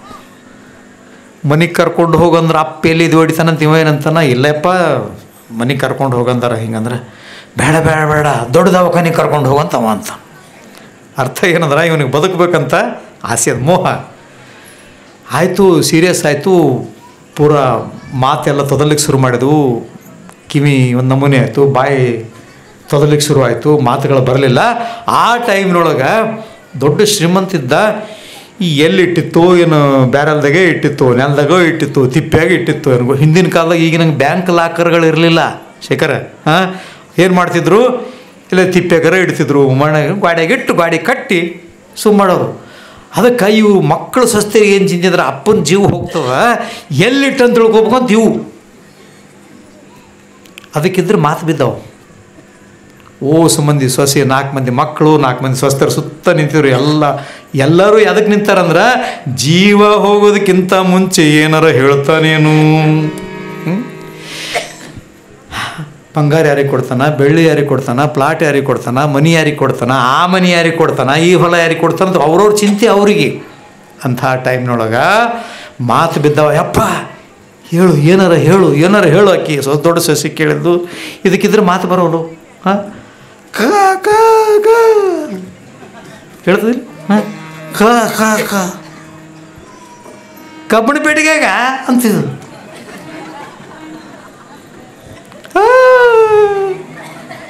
ಕಬ್ಬಣ ಪೇಟೆಗೆ ಅಲ್ಲ ಬರೀ ಅಂದ್ರೆ ಏನು ತಿಳ್ಕೊಬೇಕು, ಹಾಂ ಬಾ ಅಂತ ಮತ್ತೊಮ್ಮೆ, ಹಾಂ ಬಾಗಲ್ ಸಂಧ್ಯಾಗ ಇವು ಕೇಳ್ತಾವ, ಅವು ಮತ್ತೆ ಅಲ್ಲ ಇದಕ್ಕೆ ಬಾ ಬಿಟ್ರಿ ಇನ್ನೊಂದು ಅನ್ನನೇ ಬಂತು. ಅವಾಗ ಆಕೆ ಒಬ್ಬಕ್ಕೆ ಸೊಸಿ ಡಾಕ್ಟ್ರ್ ಇತ್ತಿದ್ಲಕ್ಕೆ, MBBS MD ಇದ್ಲು. ಆಕೆ ಅಂದ್ಲು ಒಂದೇ ಇಂಜೆಕ್ಷನ್ ಅದು 50,000 ರೂಪಾಯಿ, ಅದಕ್ಕೆ ಹಿಂಗೆ ಚುಚ್ಚಿದ್ರೆ 50,000 ರೂಪಾಯಿ. ಒಂದು 7-8 ಮಾತಾಡ್ತಾನೆ ನೋಡ್ರಿ ಬೇಕಾರೆ. ಅದೊಂದು ಇಂಜೆಕ್ಷನ್ ಕೊಟ್ಟರು ದಗ್ಗಂತ ಎದ್ದು ಕೊಡ್ತಾನೆ, 7-8 ಮಾತಾಡ್ತಾನೆ ಗಪ್ಪಂತ. ಇವೊಂದು 7-8 ಮಾತಿನಾಗ ಬಂಗಾರ ಇಲ್ಲದ, ಬೆಳ್ಳಿ ಇಲ್ಲದ, ಪ್ಲಾಟ್ ಇಲ್ಲದ, ಡಾಕ್ಯುಮೆಂಟ್ಸ್ ಎಲ್ಲ ಹೇಳ್ತಾನಲ್ಲ, ಕೊಡು ಇಂಜೆಕ್ಷನ್ ಅಂದು. ಸಟ್ಟಂತ ಇಂಜೆಕ್ಷನ್ ತಂದು ಮಕ್ಕೊಂಡಿದ್ದ, ಪೂರ ಕಣ್ಣು ಬೆಳಗಾಗಿದ್ದು. ನಾ ಯಾಕೆ ಹೇಳಕತ್ತೀನಿ ಕತೆ ಅಂದ್ರೆ ನಗಿಸ್ಲಿಕ್ಕೆ ಹೇಳಕತ್ತಿಲ್ಲ, ಸಂಸಾರದ ಮೇಲಿನ ಮೋಹ ಹೇಳಕತ್ತೀನಿ. ಇಂಜೆಕ್ಷನ್ ಕೊಟ್ಟು ಕೂಡಲೇ ನೋಡ್ರಿ 3-4 ನಿಮಿಷ ದಿಗ್ಗಂತ ಎದ್ದು ಕುಂತು ಮುತ್ತೆ ಹಿಂಗೆ ಆ ಕಡೆ ಕಣ್ಣು ನೋಡ್ದು. ಮುತ್ತೆ ಕ ಬಾ ಏನಂತ ಕೇಳಿದು, ಕರ ಬಾರಿ ತಿನ್ಲಕತ್ತದ ಹಾಂ. ಓಸು ಮಂದಿ ನನ್ನ ಸುತ್ತ ನಿಂತಿರು, ನಿಮ್ಗೇನು ಸಿಗ್ತಾರೆ ನೋಡ್ರಿ, ಬಾರಿಗೆ ಮುಗದೇ ಹೋಗ್ಯದ, 4 ಕಡ್ಡಿ ಉಳ್ದ, ಅವಿಸರು ಉಳಿಸ್ಕೋರಿ ಅಂತ. 4 ತನ್ನ ಜೀವ ಹೊಂಟದ, 100 ವರ್ಷ ಬದುಕಿದ ಜೀವ ಹೊಂಟದ, ಬಾರಿಗೆ ತಿಂತಕ್ಕಂಥ ಕರುಣ ದೃಷ್ಟಿ ಅಂದ್ರೆ ಎಷ್ಟು ಸಂಸಾರದ ಮೇಲಿನ ಮೋಹದ. ಆ ಸಂಸಾರದ ಮೇಲಿರ್ತಕ್ಕಂಥ ಮೋಹವನ್ನು ಕಡಿಮೆ ಮಾಡೋದೇ ಏಳೂರು ತಾಯಿಯ ಚರಿತ್ರೆಯ ದೃಶ್ಯ, ಮತ್ತೊಂದು ಏನಿಲ್ಲ. ಬಿಟ್ಟು ಬರ್ರಿ ಅಂತ ಹೇಳಂಗಿಲ್ಲ, ಇದನ್ನು ಬಿಟ್ಟು ಬರ್ರಿ, ಯಾರಿಗಾರ ಕೊಡ್ರಿ, ಸಂಸಾರ ಬಿಟ್ಟು ಹೋಗ್ರಿ, ಪರದೇಶಿಗಳಾಗಿ ಹೋಗ್ರಿ, ದೇಶಾಂತರ ಹೋಗ್ರಿ ಅಂತ ಯಾವ ಪುರಾಣಿಕರು ಹೇಳಿಲ್ಲ, ಚಿದಾನಂದ ಉತ್ತರ ಹೇಳಂಗಿಲ್ಲ, ದ್ಯಾವಮ್ಮನು ಹೇಳಂಗಿಲ್ಲ, ಗ್ರಾಮದೇವ್ ಹೇಳಂಗಿಲ್ಲ. ಆದ್ರೆ ಯಪ್ಪ ಇದು ಹುಡುಗರ ಕೈಯನ್ನು ಬಲೂನ್ ಇದ್ದಂಗದ, ಟಪ್ ಅಂತ ಒಂದು ದಿವಸ ಹೊಡಿತದ ನೋಡಂತ ಹೇಳ್ತಾರೆ ಅಷ್ಟೇ. ಮತ್ತೊಂದು ಹೊಡೆದ ಕಳ್ಳ ಮಂಗ್ಯನ ಮಾರಿ ಹೆಂಗೆ ಮಾಡ್ತಾವ್ರ ಹುಡುಗರು, ಹಂಗೆ ಆಗಬೇಡ್ರಿ, ಬಿಟ್ಟು ಹೋಗೋದದ ಅಂತಕ್ಕಂಥ ದೃಷ್ಟಿಯಿಂದ ಹೇಳ್ತಾರೆ. ಇದೇ ಮಧು ಅಂತಕ್ಕಂಥ ರಾಕ್ಷಸಿ. ಹೇಳ್ರಿ, ನಾವೆಲ್ಲರೂ ರಾಕ್ಷಸರು ಹೌದು ಅಲ್ಲೋ? ನಾನಂತೂ ಹೌದು. ಅದನ್ನು ನಾನೇ ಹೇಳ್ಕೊಂಡ್ರೆ ಮುಗಿತಲ್ಲ. ನನ್ನ ಕಾರ್ ಇಲ್ಲಿ ಕುಂತೀನಿ ಅಂದ್ರೆ ಕುಂತೀನಿ, ನನ್ನ ಕಾರಿಗೆ ಯಾರ ಗೀಚ್ ಹಾಕಿದ್ರಿ ಹೆಂಗೆ ಚಿಂತೆ, ಹೌದಾ? ಇಲ್ಲಿ ಕುಂತೀವಂದ್ರೆ ಕುಂತೀವಿ, ಅಲ್ಲಿ ಏನದು ಮನೆಯಾಗ ಏನು ನಡೆದು ಏನೂ ಇರಂಗಿಲ್ಲ. ಏನು ಅಲ್ಲೇನು ಒಂದು 10 ಕಿಲೋ ಬಂಗಾರ, 10 ಕಿಲೋ ಬೆಳ್ಳಿ ಏನೂ ಇರಂಗಿಲ್ಲ. ಸುಮ್ಮನೆ ಹಪ್ಪಪ್ಪಿ ಬಡ್ಕೊಂಡು ಸಾಯ್ತೀವಲ್ಲ. ಆ ಮೋಹವೇ ಮಧು. ನಿಮ್ಮೊಳ ಹೃದಯದಲ್ಲಿ ಆ ಮಧು ಅಂತಕ್ಕಂಥ ರಾಕ್ಷಸಿದ್ದಾನೆ. ಅದಕ್ಕೆ ಹೇಳ್ತಾರೆ ಇನ್ನೊಂದು ಯಾವುದಂತ ಕೇಳಿದ್ರೆ ಕೈಠಭ ಅಂದರೆ ದ್ವೇಷ. ಇದರ ಅಪೋಸಿಟ್ ಇರ್ತಕ್ಕಂಥದ್ದು ಯಾವುದು ಅಂತ ಕೇಳಿದ್ರೆ ದ್ವೇಷ. ಈಗ ನಮಗೆ ಸನ್ಮಾನ ಮಾಡಿದ್ರು ನಿಮ್ಮೆಲ್ಲ ಪ್ರೀತಿ ಬರ್ತದೆ, ಅಕಸ್ಮಾತ್ ಮಾಡಲಿಲ್ಲ ಅಥವಾ ಬೈದರು ಅಂತಂದ್ರೆ ನಮ್ಗೇನು ಬರ್ತದೆ? ದ್ವೇಷ ಬರ್ತದೆ. ಯಾವುದು ಕೊಡ್ತಾರೆ, ಈಗ ಶಾಲೆಗೆ ಹುಡುಗರು ಕಾಪಿ ಮಾಡ್ಲಿಕ್ಕೆ ಚಾನ್ಸ್ ಕೊಟ್ಟಂದ್ರೆ ಆ ರೂಮ್ ಸೂಪರ್ವೈಸರ್ ಭಾಳ ಬೆಸ್ಟ್. ನಾನು ಒಂದು 37 ವರ್ಷ ಲೆಕ್ಚರರ್ ಆಗಿದ್ದೆ, ಪ್ರಿನ್ಸಿಪಾಲ್ ಆಗಿದ್ದೆ. ಆ ಹುಡುಗರು ಸರ್ ಸ್ವಲ್ಪ ಕಾಪಿ ಚಾನ್ಸ್ ಕೊಡ್ರಿ, ಸ್ವಲ್ಪ ಏನಾರ ಲೂಸ್ ಬಿಟ್ಟು ಅಂದ್ರೆ ಏನು ನಮ್ಮಂಥ ಸರ್ ಯಾರಿಲ್ಲ, ಲೂಸ್ ಬಿಡಲಿಲ್ಲ ಅಂತಂದ್ರೆ ಬೈಯೋದು. ಅಂದರೆ ಪ್ರೀತಿ ಮತ್ತು ದ್ವೇಷಗಳು ಅಲ್ಲೇ ಇರ್ತದೆ.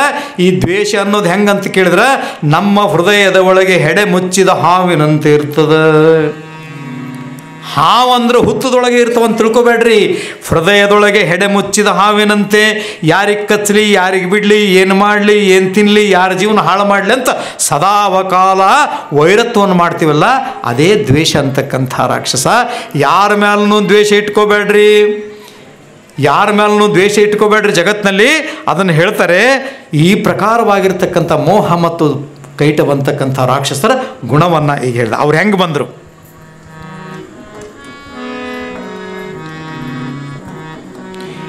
ಈ ದ್ವೇಷ ಅನ್ನೋದು ಹೆಂಗಿದೆ ಅಂತಂದ್ರೆ, ಹುಮ್ನಾಬಾದ್ನಲ್ಲಿ 33 ದಿವಸ ಪ್ರವಚನ ಮಾಡಿರ್ತಕ್ಕಂಥ ಸಿದ್ದೇಶ್ವರ ಸ್ವಾಮಿಗಳು ಅಪ್ಪವರು ಈ ಕಥೆ ಹೇಳಿದರು. ನನಗೆ ಯಾಕೋ ಹೇಳ್ಬೇಕನ್ನಿಸ್ತು ದ್ವೇಷ ಹೆಂಗಿರ್ತಂತ. ಕಲ್ಕತ್ತಾ ಅನ್ನುವಂಥ ಒಂದು ರಾಜ್ಯದ ವೆಸ್ಟ್ ಬೆಂಗಾಲ್ನೊಳಗೆ ರಾಜಧಾನಿ, ಅಲ್ಲೊಂದು ದೊಡ್ಡ ಮನೆ ಇತ್ತು. ಒಂದು 3 ಅಂತಸ್ತಿನ ಮನೆ, ಇಡೀ ಮನೆ 1.5 ಎಕರೆ ಆದಂಥ ಮನೆ ಕಟ್ಟಿದ್ದು 1.5 ಎಕರೆ. ಅಷ್ಟು ದೊಡ್ಡ ಶ್ರೀಮಂತರಿರಬೇಕು. ಇಬ್ಬರು ಅಣ್ಣ ತಮ್ಮಂದರು ಜೀವನ ಮಾಡುವ ಸಂದರ್ಭದಲ್ಲಿ ಎದರ ಸಲುವಾಗಿ ಜಗಳ ಬಂತು ಅಣ್ಣ ತಮ್ಮಂದಿರಿಗೆ ಅಂತಂದ್ರೆ, ಅಣ್ಣ ತಮ್ಮಂದಿರಿಗೆ ಜಗಳ ಎದಕ್ಕೆ ಬರ್ತಾವ ಅಂತ ಹೇಳಬೇಕಾಗಿಲ್ಲ ನಾನು, ಅದು ಗೊತ್ತಾಗ್ತದೆ ಎಲ್ಲರ. ಅಂಥ ದೊಡ್ಡ ಮನೆಯಲ್ಲಿ ಬದುಕು ಮಾಡಿರ್ತಕ್ಕಂಥ ಅಣ್ಣ ತಮ್ಮಂದಿರಿಗೆ ಎದಕ್ಕೆ ಜಗಳ ಬಂತಂದ್ರೆ, ಆ ಕಂಪೌಂಡ್ ಬಾಜು ಒಂದು ರೂಮ್ ಇತ್ತಂತ. ಈ ರೂಮ್ ನನಗೆ ಬೇಕಂತ ಒಂದು ಪಾಲಾಗೋ ಟೈಮ್ನಾಗ ಆ ಔಟ್ ಹೌಸಿನ ರೂಮ್ ನನಗೆ ಬೇಕಂತ ಅಣ್ಣ ಅಂದ, ನನಗೆ ಬೇಕಂತ ತಮ್ಮ ಅಂತ. ಇಬ್ಬರಿಗೂ 1.5 ಎಕರೆದ ಮನೆ ಜಾಗ ಅದ. ಅರ್ಧ ಎಕರೆ ಒಳಗೆ ಮನೆ ಕಟ್ಟ್ಯಾರ. 20-25 ರೂಮ್ ಒಂದೊಂದು ಸೈಡ್ ಬಂದವ. ಒಬ್ಬೊಬ್ಬರು ಪಾಲಿಗೆ 12 ರೂಮ್ ಬಂದವ, ಅಂಗಳ ಬಂದದ, 100 ಎಕರೆ ಹೊಲ ಬಂದದ. ಅದೊಂದು ರೂಮಿನ ಸಲ ಜಗಳ ಆಡಿದ್ರಂತ. ಕಡೆಗೆ ಆ ಊರು ಸರ್ಪಂಚರು, ನ್ಯಾಯಾಧೀಶರು, ಗೌಡ್ರು, ಕುಲಕರ್ಣಿಯವರು ಎಲ್ಲರೂ ಬಂದು ನ್ಯಾಯ ಮಾಡಿದ್ರು ಕೂಡ ಆ ಒಂದು 10x10 ರೂಮಿನ ಜಾಗವನ್ನು ಇಬ್ಬರು ಕೊಡ್ಲಿಕ್ಕೆ ಒಪ್ಪಲಿಲ್ಲ. ಕಡೆಗೆ ಕೋರ್ಟಿಗೆ ಹಾಕಿದ್ರಂತ. 30 ವರ್ಷ ನಡೀತಂತ ಕೇಸ್. ಸಿದ್ದೇಶ್ವರ ಸ್ವಾಮಿಗಳು ಹೇಳ್ತಕ್ಕಂಥ ಆ 30 ವರ್ಷಗಳೊಳಗೆ ಅಣ್ಣ ತಮ್ಮ ಇಬ್ಬರು ಸತ್ತು ಹೋಗಿದ್ರು. ಕೇಸ್ ಮಾಡಿದವ, ಕೇಸ್ ಲಡಾಯಿಸಿದವ, ಇಬ್ಬರು ಸತ್ತು ಹೋಗಿದ್ರು. ಅವರು ಮಕ್ಕಳು ಮೊಮ್ಮಕ್ಕಳು ಅಂದ್ರಂತ. ಇಷ್ಟು ದೊಡ್ಡ ಮನೆ ಅದ, ಕೋರ್ಟ್ನಾಗ ಕೇಸ್ ಇತ್ತಲ್ಲ, ಆ ಮನೆ ಕೀಲಿ ಹಾಕಿದ್ರಂತ. ಯಾರು? ಕೋರ್ಟಿನ ಜಡ್ಜ್ ಹೇಳಿದಂತ, ಇದು ನ್ಯಾಯ ಬಗೆಹರಿತಾನೆ ಮನೆ ಕೀಲಿ ಹಾಕ್ರಂತ. ಕೀಲಿ ಹಾಕಿ ಅದನ್ನು ಒಯ್ದು ತಹಸೀಲ್ದಾರ್ ಆಫೀಸ್ನಾಗ ಇಟ್ಟಿದ್ರಂತ ಕೀಲಿ. ಇವರಿಬ್ಬರು ಬಾಡಿಗೆ ಮನೆಗಿದ್ರಂತ. ಅಷ್ಟು ದೊಡ್ಡ ಮನೆ ಬಿಟ್ಟು ಬಾಡಿಗೆ ಮನೆಗೆ ಜೀವನ ಕಳೆದು ಇಬ್ಬರು ಸತ್ತು ಹೋದರು. ಅವರಿಬ್ಬರು ಮಕ್ಕಳಂದ್ರಂತ, ನಮ್ಮ ಇದು ನಮ್ಮದೇ ಮನೆ, ಇದು ನಮ್ಮದೇ ಮನೆ ಅಂತಾರ. ಆದರೆ ಯಾಕೆ ಹಿಂಗಾಗ್ಯದಂತ ವಿಚಾರ ಮಾಡಿದ್ರೆ ಅವಾಗ ಗೊತ್ತಾಯ್ತಂತ, ನಮ್ಮಪ್ಪ ನಮ್ಮ ಮುತ್ತಿದರು ಕೇಸ್ ಮಾಡ್ಯಾರಂತ ಗೊತ್ತಾಗಿ ಅವರಿಬ್ಬರು ಅಣ್ಣ ತಮ್ಮ ಒಂದ ಕೇಸ್ ವಾಪಸ್ ತಗೊಂಡ್ಮೇಲೆ 30 ವರ್ಷಗಳ ಬಾಡಿಗೆ ಮನೆಗೆ ಜೀವನ ಕಳೆದ್ರು. ಯಾವ ಕಾರಣಕ್ಕಾಗಿ ಅಂದ್ರೆ ದ್ವೇಷದ ಕಾರಣಕ್ಕಾಗಿ. ಮತ್ತೊಂದು ಅದೇ ದ್ವೇಷ, ಅದೇ ಕೈಟ ಬಂತಕ್ಕಂಥ ರಾಕ್ಷಸ. ಭೂತಯ್ಯನ ಮಗ ಅಯ್ಯೋ ಅಂತ ಒಂದು ಕನ್ನಡದ ಒಂದು ಸಿನಿಮಾ ಅದ ನೋಡ್ರಿ ನೀವು. ಭಾಳ ಹಳೆ ಸಿನಿಮಾ, ಭಾಳ ಚಂದ. MP ಶಂಕರ್ ಮಾಡಿದ್ದು, ವಿಷ್ಣುವರ್ಧನ್ ಮಾಡಿದ್ದು. ಭೂತಯ್ಯನ ಮಗ ಅಯ್ಯೋ ಅಂತಕ್ಕಂಥದ್ದು ಒಂದು ಸಣ್ಣ ಕಾರಣಕ್ಕಾಗಿ ದ್ವೇಷದಿಂದ ಒಂದು ಊರು ಸುಟ್ಟು ಹೋಗ್ತಕ್ಕಂಥದ್ದೇ. ಆ ಕಥೆಯನ್ನು ಈ ಪ್ರಕಾರವಾಗಿ ರಾಗ ಮತ್ತು ದ್ವೇಷಗಳು ಬಂದು ಎಷ್ಟು ದೊಡ್ಡ ಯುದ್ಧ ಆಗ್ತಂದ್ರ, ದೇವಿ ಬಂದಳು. ನಮ್ಮನ್ನು, ನಮ್ಮ ಅಧಿಕಾರವನ್ನು ಕಸಿದುಕೊಂಡಿದ್ದಾರೆ. ಯಾರು? ಮಧು ಅಂತಕ್ಕಂಥ ರಾಕ್ಷಸ, ಕೈಟವಂತಕ್ಕಂಥ ರಾಕ್ಷಸ ಬಂದು ನಮ್ಮ ಕುರ್ಚಿಗಳನ್ನು ತಗೊಂಡಾನ, ನಮ್ಮ ಅಧಿಕಾರ ತಗೊಂಡಾನ, ನಮ್ಮ ಎಲ್ಲವನ್ನು ತಗೊಂಡಾನ. ಭಗವಂತ ಬಾ ತಾಯಿ ಅಂತ ಕರೆದುಕೊಂಡು ಬಂದಾಗ ಆಕೆ ಬಂದು ತಪ್ಪಿಸುತ್ತ ಖಡ್ಗಗಳ ಗಾಯವ. ಇಲ್ಲಿ ಕವಿ ಹೇಳ್ತಾರೆ, ಚಿದಾನಂದ ಬರ್ತಾರೆ, 1000 ವರ್ಷಗಳ ಕಾಲ ಯುದ್ಧ ನಡೀತಂತೆ. ಯಾರಿಗೆ? ದೇವಿಗೂ ಮತ್ತು ಮಧು ಮತ್ತು ಕೈಟವಂತಕ್ಕಂಥ ರಾಕ್ಷಸರಿಗೆ. ಕುಣಿತಿರ್ದವು ಮೀಸೆ ಮೂವರು ಗಣಿಸಲೇ ನಯನಗಳ ಕಿಡಿಗಳು ಘನ ತೆರೆದು ಮುಕ್ಕಳಿಸಿದವು ಮೂದಲಿಸಿದಳು ಜಲವ. ಇವರ ಜಗಳವನ್ನು ನೋಡಿ, ದೇವಿಗೂ ಮತ್ತು ಈ ರಾಕ್ಷಸರಿಗೆ ಆಗ್ತಕ್ಕಂಥ ಜಗಳವನ್ನು ನೋಡಿ ಸಮುದ್ರದ ನೀರು ಕೆಳಗ ಮೇಲೆ ಆಗ್ತಿತ್ತಂತ ಹೇಳ್ತಾರೆ. ಗುಡ್ಡಗಳು ಕೂಡ ನಡುಗಿದವು. ಎಷ್ಟು ರೀತಿಯಿಂದ ಯುದ್ಧ ಮಾಡಿದರೂ ಕೂಡ 1000 ವರ್ಷಗಳ ಕಾಲ ಯುದ್ಧ ಮಾಡಲಿಲ್ಲ ಅಂದ್ರೆ ಅರ್ಥ ಏನಂತಂದ್ರೆ, ಯುದ್ಧದಲ್ಲಿ ನಾವು ಹೇಳಿದ ಕೂಡಲೇ ಅವರು ಕುಂಬಳಕಾಯಿ ಹೊಡಿತಾರೆ, ರಾಕ್ಷಸರು ಸಾಯ್ತಾರಂತ ನೀವು ತಿಳ್ಕೊತೀರಿ. ಈ ಕುಂಬಳಕಾಯಿಯೊಳಗಿರ್ತಕ್ಕಂಥ ರಾಕ್ಷಸ ಸಾಯ್ಬೋದು, ಸಾಯ್ಲಕ್ಕಿಲ್ಲ. ಪುರಾಣದೊಳಗಿರ್ತಕ್ಕಂಥ ರಾಕ್ಷಸ ಸತ್ತು ಮಣ್ಣಾಗ್ತಾನ. ಆದರೆ ನಮ್ಮ ಹೃದಯದಲ್ಲಿರ್ತಕ್ಕಂಥ ರಾಕ್ಷಸರು ಮಾತ್ರ ಜೀವಂತವಾಗಿ ಇರ್ತಾರೆ ಅನ್ನೋದೇ ಈ ಒಂದು ಮಾತಿನ ಉದ್ದೇಶ. ಅದಕ್ಕೆ ಹೇಳ್ತಾರೆ, ಖಣಿಖಣ ಧ್ವನಿ. ಖಡ್ಗವನ್ನು ಯಾವ ರೀತಿ ಝಳಪಿಸಿದರು ಅಂತಂದರೆ, ಖಣಿಖಣಲ್ ಅಂತಕ್ಕಂಥ ಖಡ್ಗವನ್ನು ಜಪಿಸಿ ಅಣಿದುದೈ ಬ್ರಹ್ಮಾಂಡದೊಳು ಹೊರಗಣುಗ ಕೇಳಿ ಗದೆ ಘಾತದಲ್ಲಿ ಘುಮ್ಮಿಕ್ಕಿತದು. ಇವರ ಯುದ್ಧದ ರೀತಿಯನ್ನು ನೋಡಿ ಧುಮ್ಮಿಕ್ಕಿತದು ಜಲಪಾತಗಳು ಕೂಡ ನಿಂತು ಹೋದು ಅಂತಕ್ಕಂಥ ವರ್ಣನೆಯನ್ನು ಮಾಡ್ತಾರೆ. ತಪ್ಪಿಸುತ್ತ ಖಡ್ಗಗಳ ಗಾಯವ, ತಪ್ಪಿಸಿದ ಖಡ್ಗಗಳ ಗಾಯವ ನುಪ್ಪರಿಸಿ ಒಯ್ಯಲಿಕ್ಕೆ ದಾರಿಯು ತಪ್ಪಿ ಮೈಯಲ್ಲಿ ಬೀಳಲಿಬ್ಬಗೆ ಯಾದದೈ ದೇಹ. ಅಪ್ಪ ಕೇಳ್ ಬಸವೇಶ ಜಲ ಹೆಪ್ಪಾಯಿತು ತಾನ ಅಸುರ ರಕ್ತದಿ. ಹೇಳ್ತಾರೆ, ಆ ರಾಕ್ಷಸರ ರಕ್ತ ಏನು ಕೆಳಗೆ ಬಿದ್ದಿತ್ತಲ್ಲ, ಅದು ಹೆಪ್ಪುಗಟ್ಟಿ ಹೋಗಿ ಗುಡ್ಡ ಬಿದ್ದಂಗೆ ಬಿದ್ದಿತ್ತಂತ ಅನ್ನುವಂಥ ರೀತಿ ಅಷ್ಟು ಘೋರವಾಗಿರ್ತಕ್ಕಂಥ ಯುದ್ಧ ನಡೀತು. ಯಾರಿಗೂ? ಮಹಾತಾಯಿಗೂ ಮತ್ತು ಮಧು ಮತ್ತು ಕೈಟ ಬಂತಕ್ಕಂಥ ರಾಕ್ಷಸರಿಗೂ ಇಷ್ಟು ಘನಘೋರವಾಗಿರ್ತಕ್ಕಂಥ ಯುದ್ಧ ನಡೀತದೆ. ಆವಾಗ ಸ್ವತಃ ತಾಯಿಗೂ ಕೂಡ ಏನು ನಾವಿವತ್ತು ಜಗಜ್ಜನನಿ ಬಗಳಾಂಬೆ ಆದಿಶಕ್ತಿ 7 ಗ್ರಾಮದೇವಿ ಅಂತೀವಲ್ಲ, ಅಂಥ ತಾಯಿಯ ಹೃದಯದಲ್ಲಿ ಕೂಡ ಏನು ಪಾಯದಿ ಕೊಲ್ವೆರಿವರನು, ಏನು ಮಾಡಿ ಇವ್ರನ್ನ ಕೊಲ್ಲಲಿ ಅಂತ ತಾಯಿಗೆ ಅನಿಸ್ಬೇಕಾದ್ರೆ ಆ ಇಬ್ಬರು ರಾಕ್ಷಸರ ತಾಕತ್ತು ಎಷ್ಟಿರಬೇಕು ನೋಡ್ರಿ. ಸಾವಿರ ಸಾವಿರ ವರ್ಷಗಳಿಂದ, ಲಕ್ಷ ಲಕ್ಷ ವರ್ಷಗಳಿಂದ, ಯುಗ ಯುಗಗಳಿಂದ ಈ ಮಧು ಅಂತಕ್ಕಂಥ ರಾಕ್ಷಸ, ಕೈಟವಂತಕ್ಕಂಥ ರಾಕ್ಷಸರು ನಮ್ಮ ಹೃದಯದಲ್ಲಿ ಜೀವಂತವಾಗಿದ್ದಾರಲ್ಲ. ಏನುಪಾಯದಿ ಕೊಲ್ವೆನಿವರನು. ನೀವು ಕೂಡ ಮನೆಗೆ ಹೋಗಿ ಅನ್ಕೋಬೇಕು, ನಾನು ಅನ್ಕೋಬೇಕು, ನನ್ನೊಳಗಿರ್ತಕ್ಕಂಥ ಮೋಹವನ್ನು ಹೆಂಗೆ ಕಡಿಮೆ ಮಾಡಲಿ, ನನ್ನೊಳಗಿರ್ತಕ್ಕಂಥ ದ್ವೇಷವನ್ನು ಹೆಂಗೆ ಕಡಿಮೆ ಮಾಡಲಿ ಅಂತಕ್ಕಂಥ ಭಾವ ನಮಗೆ ಬರಬೇಕು. ಮಹೇಶ್,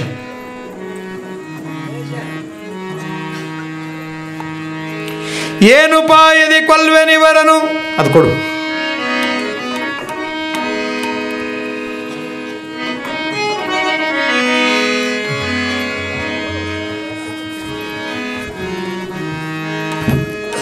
ಒಂದು ಹಾರದ, ಹೂವಿನ ಹಾರ.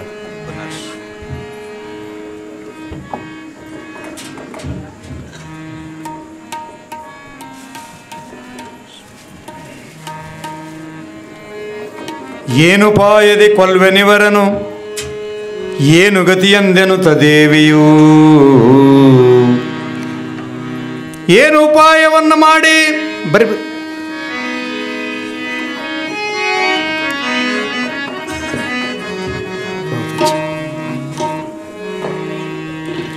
ಏನುಪಾಯದಿ ಕೊಲ್ವೆನಿವರನು, ಏನು ಗತಿಯಂದೆನುತ ದೇವಿಯು.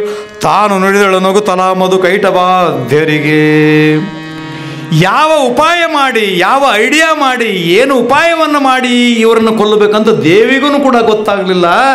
ಅದಕ್ಕೆ ಕೇಂದಂತ ಕಡೆಗೆ ಆ ಇಬ್ಬರು ರಾಕ್ಷಸರನ್ನು ಕುರಿತು ಹೇಳಿದಂಥ, ಏಳಿರೈ ಬಹುದಣಿದಿರೈ. ಭಾಳ ದಣುವಾಗ್ಯದಪ್ಪ, ನನ್ನ ಸಂಗಟ ಯುದ್ಧ ಮಾಡಿ ಮೈ ಕೈಯೆಲ್ಲ ರಕ್ತ ಆಗ್ಯದ.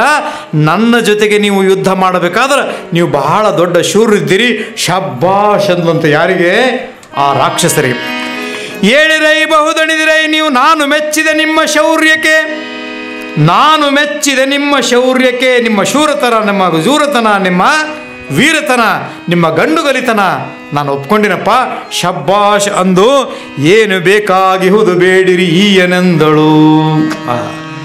ನಿಮ್ಮ ಶೌರ್ಯ, ನಿಮ್ಮ ಶೂರತನಕ ನಾನು ಒಪ್ಪಿಕೊಂಡಿದ್ದೀನಿ. ಖರೇ ಗಂಡಸರಪ್ಪ ನೀವು, ನಿಮಗೆ ಏನು ಬೇಕು ಕೇಳ್ರಿ ಅಂತ ಕೇಳಿದಾಗ ಅಕಸ್ಮಾತ್ ಮಧು ಮತ್ತು ಕೈಟಬರು, ಅಮ್ಮ ತಾಯಿ ನೀನು ಪ್ರತ್ಯಕ್ಷ ಆಗಿದ್ದಲ್ಲ, ನಮಗೇನು ಬೇಕಂತ ಕೇಳಿದ್ರೆ ಬೇಡಿದ್ದು ಸಿಗ್ತಿತ್ತು ಅವರಿಗೆ. ಅವರಂದ್ರಂತ ನಕ್ಕರ ಮಧು ಕೈಟಬರು.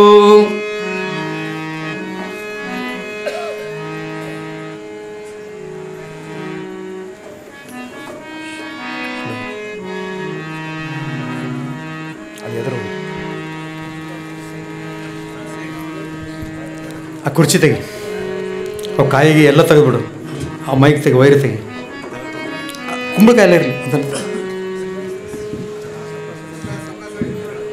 ಆ ಭಸ್ಮ ತೆಗಿ. ಮಲ್ಕಣ್ಣ ನಾವು ಹೇಳಿದಾಗ ಹೊಡಿಬೇಕಾ? ಆ ಭಸ್ಮಗಳು ತೆಗೀರಿ, ಅವು ಆ ಪುಟ್ಟಿ ತೆಗೀರಿ. ಆ ವೈರ್ ತಗೋರಿ.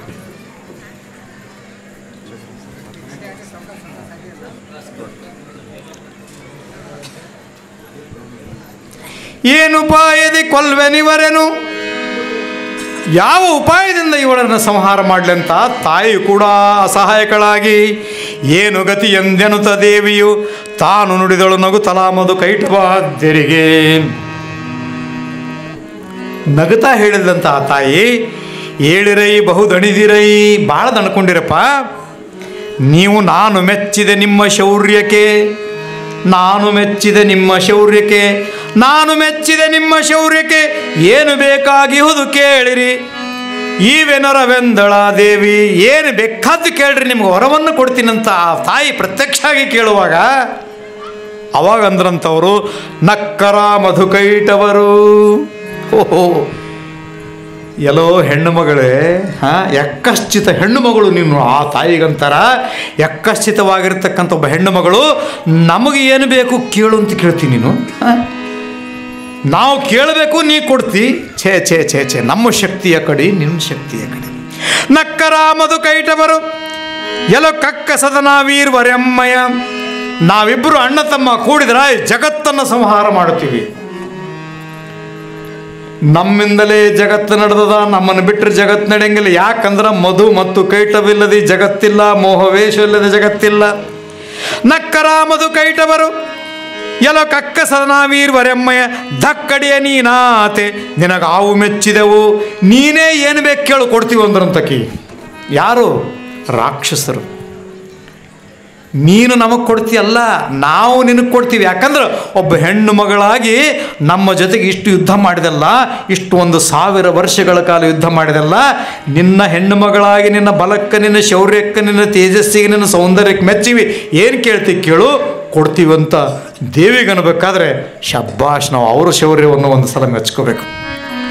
ಚಕ್ಕೊಟರ ಬೇಡಿ ಬೆವಿವು, ಏನು ಕೇಳ್ತಿ ಕೇಳು ಕೊಡ್ತೀನಂತ ಯಾರಿಗಂತಾರ? ಮಧು ಮತ್ತು ಕೈಟವಂತಕ್ಕಂಥ ರಾಕ್ಷಸರು ತಾಯಿಗಂದಂತ. ಏನು ಕೇಳ್ತಿ ಕೇಳವ? ಚೊಕ್ಕಟರ ಬೇಡವೆವು ನಿಮಗೆ ಶಕ್ಕೆಯೆಂದನೆ ಕೊಟ್ಟೆ ಯಾರೇ, ತಕ್ಕಡದೆ ಕೈ ಇಕ್ಕಿದನು ಆ ಸುದರ್ಶನಾಸ್ತ್ರಕ್ಕೆ. ಈ ಪ್ರಕಾರ ಹೇಳಿ ನಮಗ ವರ ಕೊಡ್ಲಿಕ್ಕೆ ನೀನೇ ಆವ ತಾಯಿ? ನೀನ್ಯಾರು? ನೀನ್ಯಾರು? ಎಕ್ಕಶ್ಚಿತ ಒಬ್ಬ ಹೆಣ್ಣು ಮಗಳು. ನೀನೊಬ್ಬ ಅಬಲೆ, ನಿನ್ನದು ಬಲ ಇಲ್ಲ. ಏನೋ ಒಂದು ದೈವ ಹೆಣ್ಣು ಮಗಳಂತ ನಿನ್ನನ್ನು ಬಿಟ್ಟೀವಿ, ಜೀವದಾನ ಮಾಡಿ ಹೋಗು ಅಂತಕ್ಕಂಥ ಮಾತನ್ನು ಹೇಳಿ ಏನು ಮಾಡಿದ್ನಂದ್ರೆ, ಈ ಮಧು ಕೈಟವಂತಕ್ಕಂಥ ರಾಕ್ಷಸರು ಮೇಲಿಂದ ಹಾರಿ ತಾಯಿಯ ಕೈಯಲ್ಲಿರ್ತಕ್ಕಂಥ ಸುದರ್ಶನಾಸ್ತ್ರಕ್ಕೆ ಕೈ ಹಾಕಿದ್ನಂತ. ಸುದರ್ಶನಾಸ್ತ್ರ ಅಂದ್ರೆ ಶ್ರೀಕೃಷ್ಣ ಪರಮಾತ್ಮನ ಕೈಯಲ್ಲಿರ್ತ ಚಕ್ರ. ಅಂಥ ಚಕ್ರಕ್ಕೆ ಹೋಗಿ ಕೈ ಹಾಕಿದಾಗ ಎಲ್ಲರೂ ಕೈ ಜೋಡಿಸ್ರಿ. ನಕ್ಕರ ಮಧು ಕೈಟವರು ಎಲೆ ಕಕ್ಕಸದನ ವೀರ್ವರೆಮ್ಮಯ ಧಕ್ಕಡೆಯ ನೀನಾತ ನಿನ್ನಗಾನು ಮೆಚ್ಚಿದೆವು, ಚೊಕ್ಕಟರ ಬೇಡಿ ಮಗೆ ಇಕ್ಕೆ ಎಂದನು ಕೊಟ್ಟೆಯಾರೆ, ತಕ್ಕರದ ಕೈ ಇಕ್ಕಿದನು ಸುದರ್ಶನಾಸ್ತ್ರಕ್ಕೆ. ಆ ಸುದರ್ಶನಾಸ್ತ್ರಕ್ಕೆ ಕೈಯನ್ನಿಟ್ಟ ಮನುಷ್ಯ.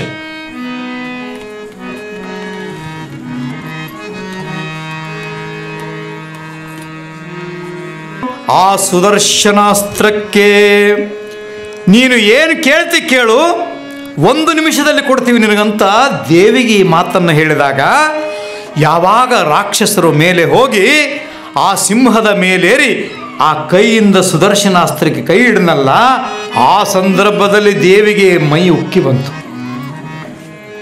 ಹರಿಯಲಿ ನಿಮ್ಮಯ ತಲೆ, ಹರಿಯಲಿ ನಿಮ್ಮಯ ತಲೆ, ಹರಿಯಲಿ ನಿಮ್ಮಯ ತಲೆ ಎಂದರಿಕೆ ಮಾಡುತ್ತ ಖಳರ ಶಿರಗಳ ತರಿದಳಾಗಲ ಚಕ್ರದಲ್ಲಿ ಶತ ಸಂಖ್ಯೆ ಚೂರ್ಣದಲ್ಲಿ.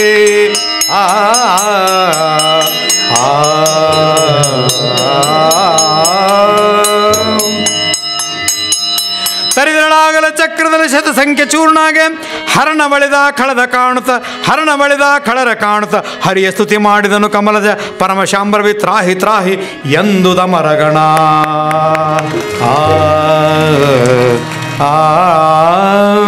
ಈ ಪ್ರಕಾರವಾಗಿ ಹರಿಯಲಿ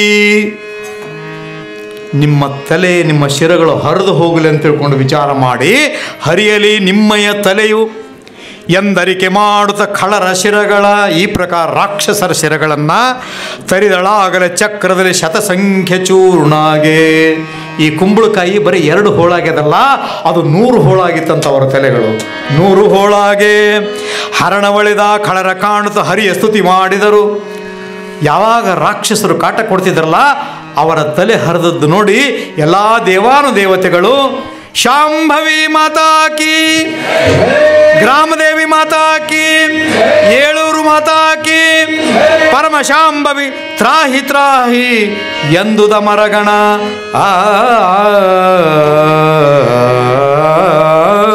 ಸ್ವಲ್ಪ ಆರತಿ ಮಾಡ ಒಂದು ಯಾವ್ದಾರು ಹಾಡು. ದೇವಿ ಬಂದಾಳ ಮಹಾತಾಯಿ ಬಂದಾಳ, ದೇವಿ ಬಂದಾಳ ಮಹಾತಾಯಿ ಬಂದಾಳ, ಭಕ್ತಿಯಿಂದ ರಾಮದೇವಿಯ ಧ್ಯಾನ ಮಾಡೋಣ, ಭಕ್ತಿಯಿಂದ ರಾಮದೇವಿಯ ಧ್ಯಾನ ಮಾಡೋಣ. ದೇವಿ ಬಂದಾಳ ಮಹಾತಾಯಿ ಬಂದಾಳ, ದೇವಿ ಬಂದಾಳ ಮಹಾತಾಯಿ ಬಂದಾಳ. ಇವತ್ತು ಹಂಚಿನಾಳ ಗ್ರಾಮದ ಪುರಾಣದೊಳಗೆ ಅವ್ರ ವಧೆ ಆಯಿತು. ಪುರಾಣದೊಳಗೆ ಅವ್ರ ವಧೆ ಆಯಿತು. ಕುಂಬಳಕಾಯಿ ತರಿಸಿದ್ವಿ. ಅಲ್ಲಿ ಯಾವ ಟೈಮ್ನೊಳಗೆ ಹತ್ಯೆ ಆಗ್ತದೆ ಬಂತು. ಆ ಪದ್ಯ ಓದಿದಾಗ ನಾವು ಒಡಿ ಅಂತ ನಂದಿಯವ್ರಿಗೆ ಹೇಳಿದ್ವಿ. ಅವ್ರು ಹೊಡೆದ್ರು. ರಾಕ್ಷಸರಂತಾರ ಇಂಥವು ಏಸು ಕುಂಬಳಕಾಯಿ ಹೊಡೆದ್ರೂ ನಾವು ಜೀವಂತವಾಗಿದ್ದೀವಿ ನಿಮ್ಮ ಹೃದಯದಲ್ಲಿ ಅಂತಾರೆ.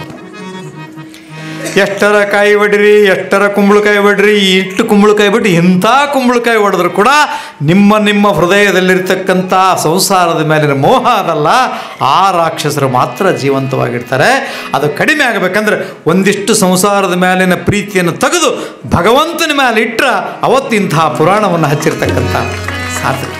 ಎಷ್ಟು ಮಾಡಿದರೂ ಇಷ್ಟೇ ಅದಲ್ಲಪ್ಪ ಸಂಸಾರ, ಎಷ್ಟು ಮಾಡಿದರೂ ಇಷ್ಟೇ ಅದ, ಅದೇ ಮಕ್ಕಳು, ಅದೇ ಮನೆ. ಇದು ಸಂಸಾರ ಅನ್ನೋದು ಮುಗಿಲಾರದ ಕಥೆ, ಇದು ಮುಗಿಲಾರದ ಹಾಡು ಹೇಳ್ತಾರೆ ಇಲ್ಲಿ. ನೀವು ನಾವೊಂದು ಪದ ಹಾಡ್ತೀನಿ ಈಗ, ಅದು ಚಂದಿಲ್ಲ, ಪದ ಏನು ಅಷ್ಟು ಚಲೋ ಇಲ್ಲ. ಆದ್ರೆ ನೀವು ಎಷ್ಟು ವರ್ಷರ ಹಾಡ್ರಿ, ಎಷ್ಟು ತಾಸಂತಂದಿಲ್ಲ, ಎಷ್ಟು ವರ್ಷರ ಹಾಡ್ರಿ, ಎಷ್ಟು 100 ವರ್ಷರ ಹಾಡ್ರಿ, ಎಷ್ಟು 1000 ವರ್ಷರ ಹಾಡ್ರಿ, ಆ ಪದನೇ ಮುಗಿಯಂಗಿಲ್ಲ. ಯಾರು ಬರೆದಿರ್ಬೇಕ್ರಿ ಆ ಪದ? ಹಾಂ, ಅಂಥ ಪದ ಬರೆದಿರ್ಬೇಕಾರೆ ಯಾರು? ಇವತ್ತಿನಿಂದ ಹಿಡ್ಕೊಂಡು ಇನ್ನೊಂದು 1000 ವರ್ಷ ಹಾಡಿದ್ರು ಆ ಪದ ಮುಗಿಯಂಗಿಲ್ಲ. ನಾ ಹಾಡ್ತೀನಿ, ಹಾಡಿದ ಚಾಲು ಮಾಡೋಣ ಗೊತ್ತಾಗ್ತಿದ್ದು ಮುಗಿಯಂಗಿಲ್ಲ ಅಂತ ನಿಮಗೆ. ಚಾಲು ಮಾಡೋಣ ಗೊತ್ತಾಗ್ತದೆ. ಹಾಂ, ಯಾವುದ್ರಾಗ ಸ್ವಾಮಾರಾದ ಮ್ಯಾಲ ಮಂಗಳಾರ,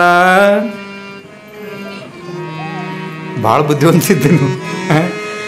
ಸ್ವಾಮಾರ ಆದ್ಮೇಲೆ ಮಂಗಳಾರ, ಮಂಗಳಾರ ಆದ್ಮೇಲೆ ಬುಧವಾರ, ಬುಧವಾರ ಆದ್ಮೇಲೆ ಗುರುವಾರ, ಗುರುವಾರ ಆದ್ಮೇಲೆ ಶುಕ್ರವಾರ, ಶುಕ್ರವಾರ ಆದ್ಮೇಲೆ ಶನಿವಾರ, ಶನಿವಾರ ಆದ್ಮೇಲೆ ಐತಾರ, ಐತಾರ ಆದ್ಮೇಲೆ ಮುಗಿತದ.